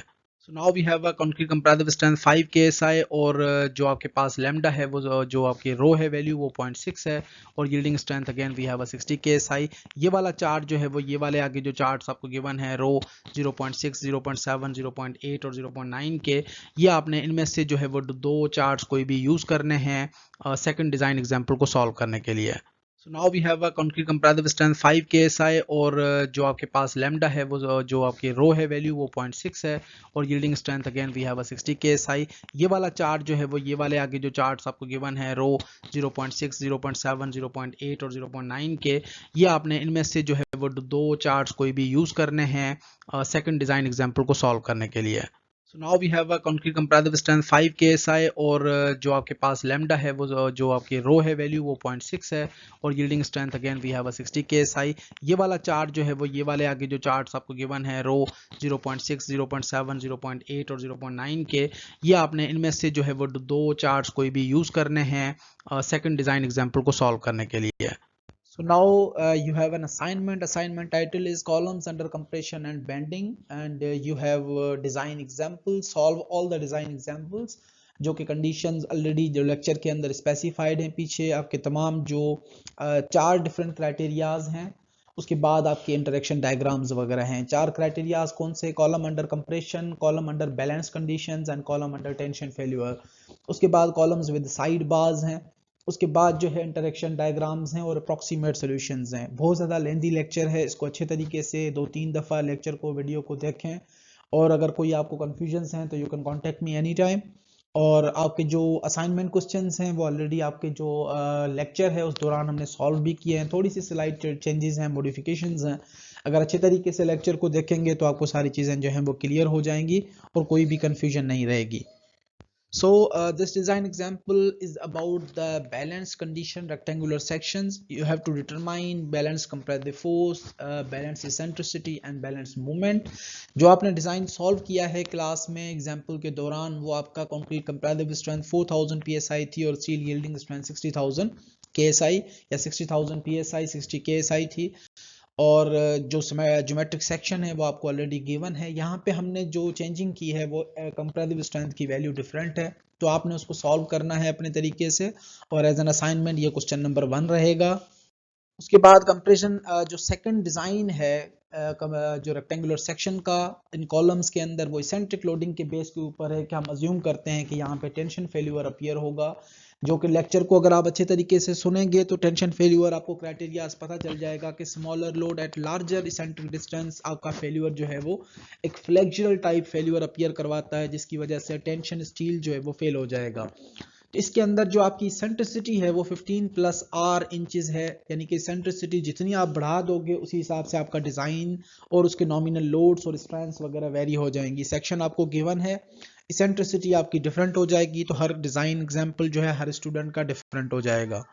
उसके बाद third design example is again eccentric loading but smaller eccentricity, यानी कि इसेंट्रिसिटी अगर आपकी ओवरऑल जो हाफ ऑफ द डेप्थ के अंदर ही अप्लाई हो रही है तो उस केस में मेंबर आपका कंप्रेशन फेल्यूर को फेस करता है, यानी कंक्रीट जो है वो आपका फेल होगा, स्टील आपका स्टील लोड कैरी कर सकता है। तो उस केस के अंदर आपकी जो इसेंट्रिसिटी है वो 8 प्लस 0.1 आर इंचेस है कि हर बंदे की इसेंट्रिसिटी जो है वो डिफरेंट अप्लाई करेगा और लोडिंग की कंडीशंस के हिसाब से आपके डिजाइन वैल्यूज जो है वो डिफरेंट आ रहे होंगे। इस थर्ड एग्जांपल को भी आपने सॉल्व करना है as an assignment. Fourth design example is related to the rectangular section with side bars, इसके अंदर साइड बार्स आ जाती हैं। इसको आपने किस तरह से जो जितनी साइड बार्स हैं उसी हिसाब से आपके लोड्स और फोर्सेस जो हैं वो इंक्रीज होते जाते हैं, तो इसमें कोई कंफ्यूजन वाली बात नहीं है, सिंपल एग्जांपल्स हैं। ऑलरेडी हमने थ्योरेटिकली एक्सप्लेन भी किया, डिस्कस भी करा है पीछे स्लाइड्स के अंदर। अगर कोई चीज़ समझ में नहीं आ रही तो वाइल लेक्चर आप डिस्कस भी कर सकते हैं, उसके अलावा आप मुझे व्हाट्सएप भी कर सकते हैं जो कन्फ्यूजन्स वगैरह हैं। और मेरी कोशिश रहेगी कि आपको जो है 2 वीक्स का टाइम दिया जाए असाइनमेंट्स को सॉल्व करने के लिए, लेकिन जो अगर पोर्टल की क्राइटेरियाज और रिक्वायरमेंट्स हैं कि एक ही वीक आपको दिया जाता है तो एक ही वीक में आपने सबमिट करना है, अदरवाइज जो है वो लास्ट डेट वहाँ से आप चेक कर सकते हैं। मैं अपनी तरफ से पता करूँगा जो हमारे पोर्टल मैनेजमेंट सिस्टम है उसी से, ताकि जो है वो आपको अगर 2 वीक्स मिल जाते हैं तो वो अच्छा हो जाएगा, अदरवाइज 1 वीक के अंदर भी आपने सॉल्व करके जमा करानी है। उसके बाद column sections with interaction diagram example number 5, जिसके अंदर आप इंटरेक्शन डायग्राम्स को यूज करोगे कि इंटरेक्शन डायग्राम किस तरह से हम यूटिलाइज करते हैं while we have different properties, और हम कंपैरेटिव स्ट्रेंथ्स वगैरह को किस तरह से आइडेंटिफाई करते हैं। तो ये हमारा पूरा जो है वो करिकुलम है, कॉलम्स का पूरा कंप्लीट चैप्टर्स हैं, और यहाँ पे जो है वो हमारा कॉलम्स का कंप्लीट जो आपका करिकुलम है वो खत्म होता है। अगले लेक्चर के अंदर इंशाल्लाह हम कोई नया टॉपिक स्टार्ट करेंगे। That's all for today. Thank you very much.